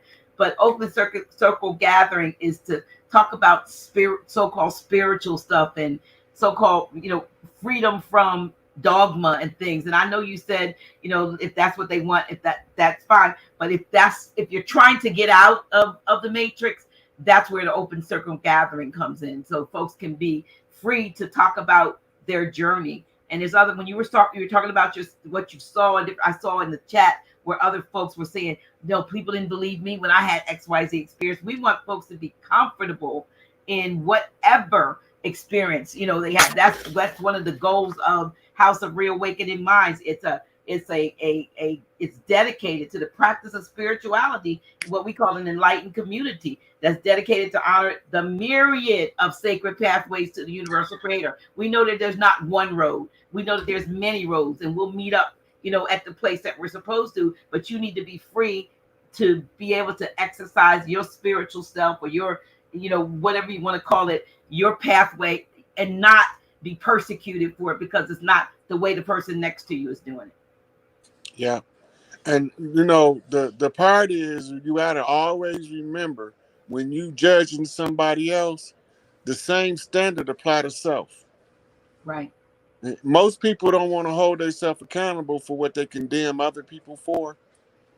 And when you see people fall, and they might not be did the dirt they're accused of, everybody not guilty. Right. It's an orchestrated plan to keep us from reclaiming the land and evicting the imposters is one. Right. Right. And the second thing is, I'm not part of the spiritual community or the conscious community, because the people in the spiritual community are spiritually dead, and the people in the conscious community is diet woke. I'm part of the tribal community of families that's coming together as a family confederacy across the land, that just want to live in peace and harmony and happily The ever way they after. want to, right? Right. Without the restrictions of artificial legal fiction imposing a heartless regime on the people. That's Yeah. all. I'm not trying to do no, I'm not trying to be greedy and consume the world for myself. What I'm going to do with all of it? I can't do nothing but give it to the people anyway. After a while, stuff becomes just is stuff. And and I'm gonna say this, and I know we're gonna go. But one of the things I realized, there was a scripture that says, or if it's not a scripture, at least a quote, folks will say, "The Lord giveth and the Lord taketh." But when you think in terms of who the Lord is, I think now in terms of the system that has plied us with so many things that were unnatural to our natural wants and desires and environment. And now that they've given us all these things, technology and fancy this and that and the other. Now they're trying to snatch it away from us. Give and take it. But if we had stayed in our natural, habitat, whatever, this stuff would have never affected us because we wouldn't have gotten, just like a child. If you never give a child candy, they'll never even desire it because they've never had it. But once you say, oh, well, everybody else has got Halloween candy, you can't go trick or treating, but here's a bag of candy.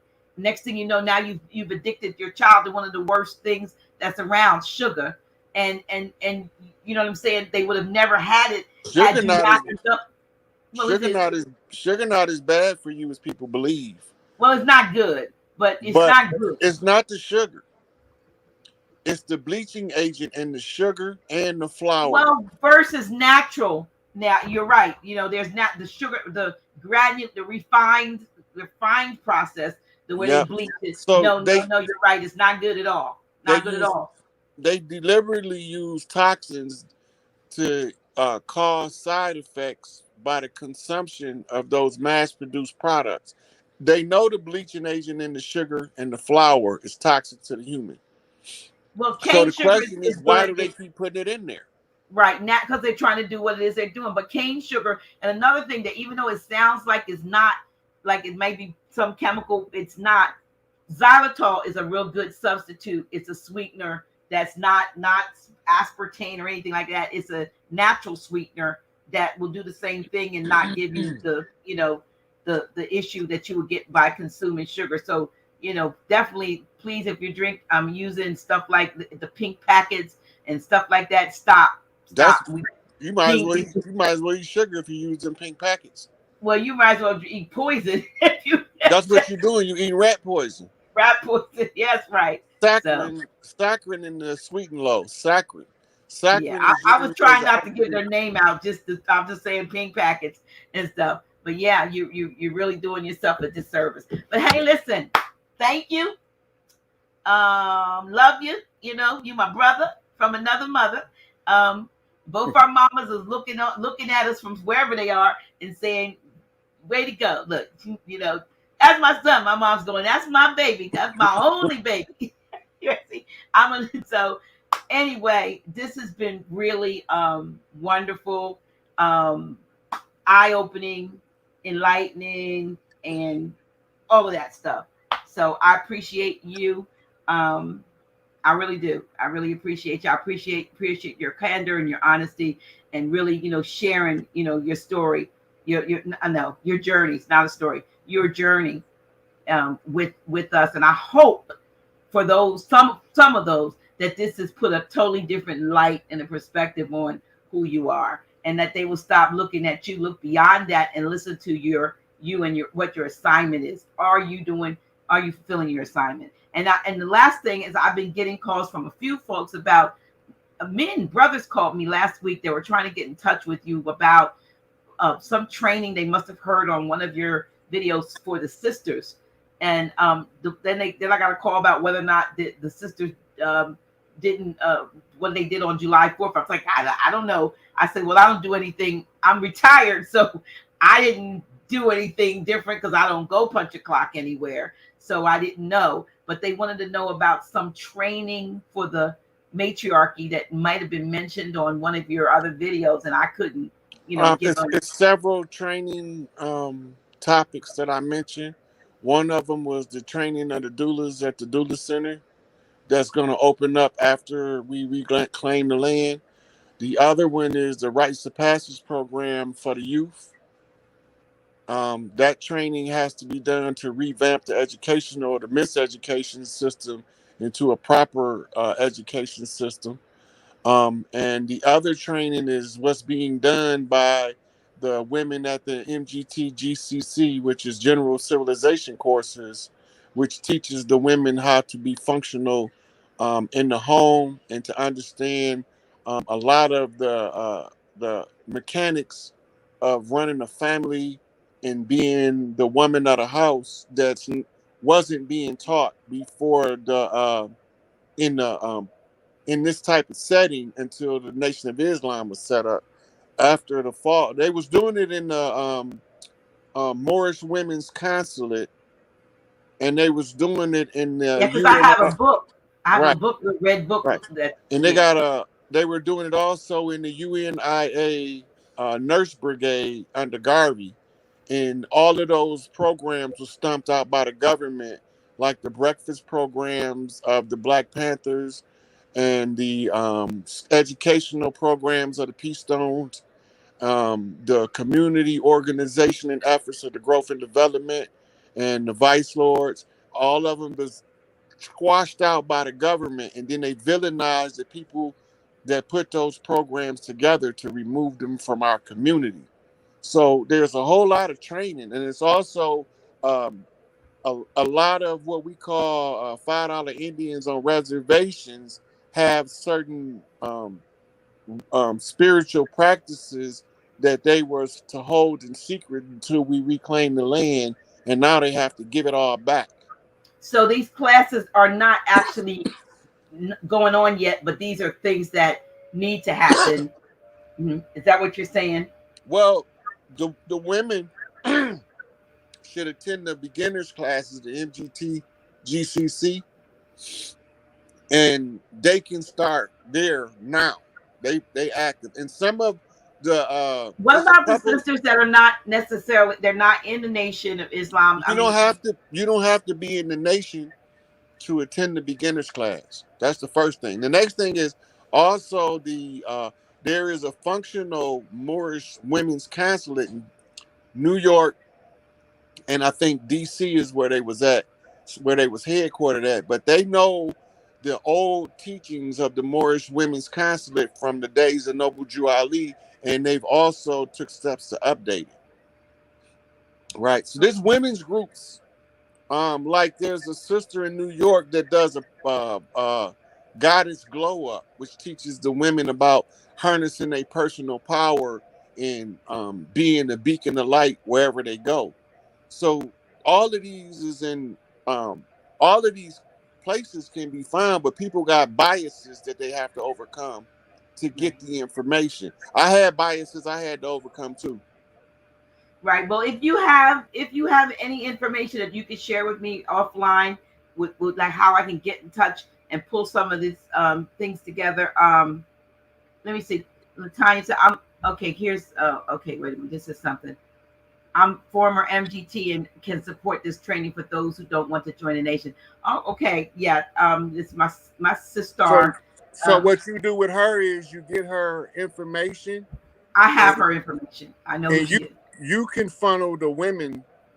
They can contact you as a connector, Okay. and y'all can just start setting it up because she already knows what to do. She's already Yeah, she was trained. high up in there. She was high ranking in there. So yeah, Hmm. okay, I'll do that. Thank you, sister. I'll reach out to her. I know who she is. All right. All Thank you, right. Dr. Z, for having me. Thank you for coming on. As usual, this has been great. All All right, right. we Blessings leaving. to reawaken minds, to reawaken the minds. And it was a pleasure talking to the people. Thank you so much. Appreciate you. All All righty, right, Dr. G. I'll talk to you later. all righty. Bye bye. Okay, y'all. We are going out of here. I think I had a couple of things that I did not play, and I'm going to do that for the few of you that hang on. If you give me a few minutes again, please, please, please. We do not that one, y'all. I should have been put that up. Please, we have tickets available for up close and personal, and we have rooms. Excuse me, I do have a block of rooms at two hotels. So if you want to come, we're very limited. We can only a fraction of you who are on here can actually come. So when we get our limit, the ticket link will no longer be active. And your ticket, let me just put that up again. I just want to go through here. Your the ticket, the $75 for the weekend includes the $25 raffle ticket for the full for over $4,000 worth of giveaways that we have. And if you've been thinking that you wanted to try the Sleep M BioCrystal mattress, well, we have a BioCrystal mattress pad that is $2,000 in value that is going to be won by somebody. So if you would you get your ticket, it is actually 75. But if you cannot get a ticket and come here, then please, please, please, at least get yourself a raffle ticket, because you don't have to be present to actually win. So that's a good thing. We're doing a fundraiser for House of Reawakening Minds. And with that, I want to thank you all for tuning in, and I'll go out with my little commercial. And Dr. G, inviting you to get your Chokeberry Plus today. It is that amazing berry, high in antioxidant, anti-inflammatory, antiviral properties. It supports and balances the blood pressure, the blood sugar, weight, and cholesterol. Yes, you can get a 2-month supply today by texting CB3L to 302-345-0500. That's CB3L to 302-345-0500. And get on the path to wellness today. You'll be glad you did. Look, y'all, I didn't even get a chance to play the birthright thing for you to order. Because it kicked me out, but you all were still there. So chokeberry, you want to get yourself some chokeberry. Scientifically proven, it boosts your immune system, helps you as a strong antioxidant, antiviral, anti-inflammatory, blood sugar balance, blood pressure, and cholesterol balance support. And those of you who already take it know how fantastic it is. I know you do. So you want to make sure that you get some. And let me put this one other thing up here for you.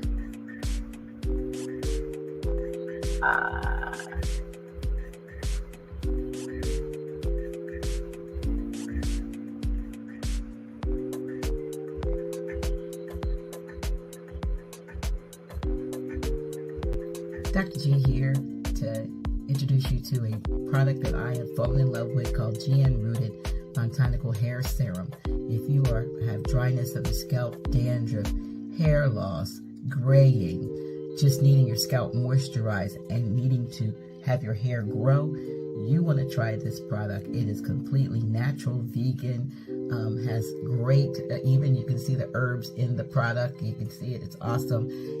It is making my hair grow. A lot of hair growth. Haven't had my hair washed in over a month. Don't have the dryness. Don't have the dandruff or any of the things I normally have. Even the gray is starting to diminish, the little patches of gray. Get yourself some GN Rooted Botanical Hair Growth Serum by Sister Lisa Carr. I'm going to put the link down so you can get some. You're going to love it. Man, woman, boy, girl, try this product. I love it. I love it.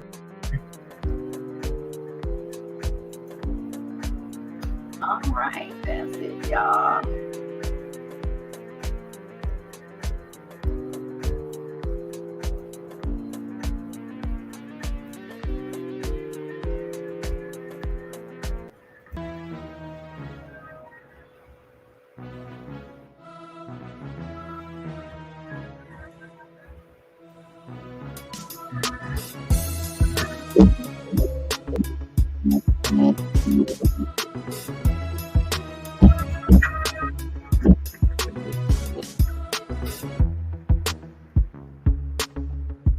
Dr. G.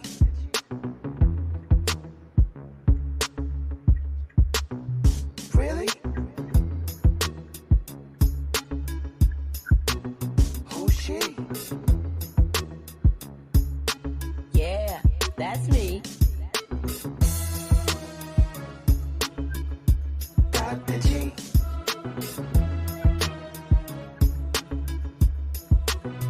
Really? Who's she? Yeah, that's me. Dr. G.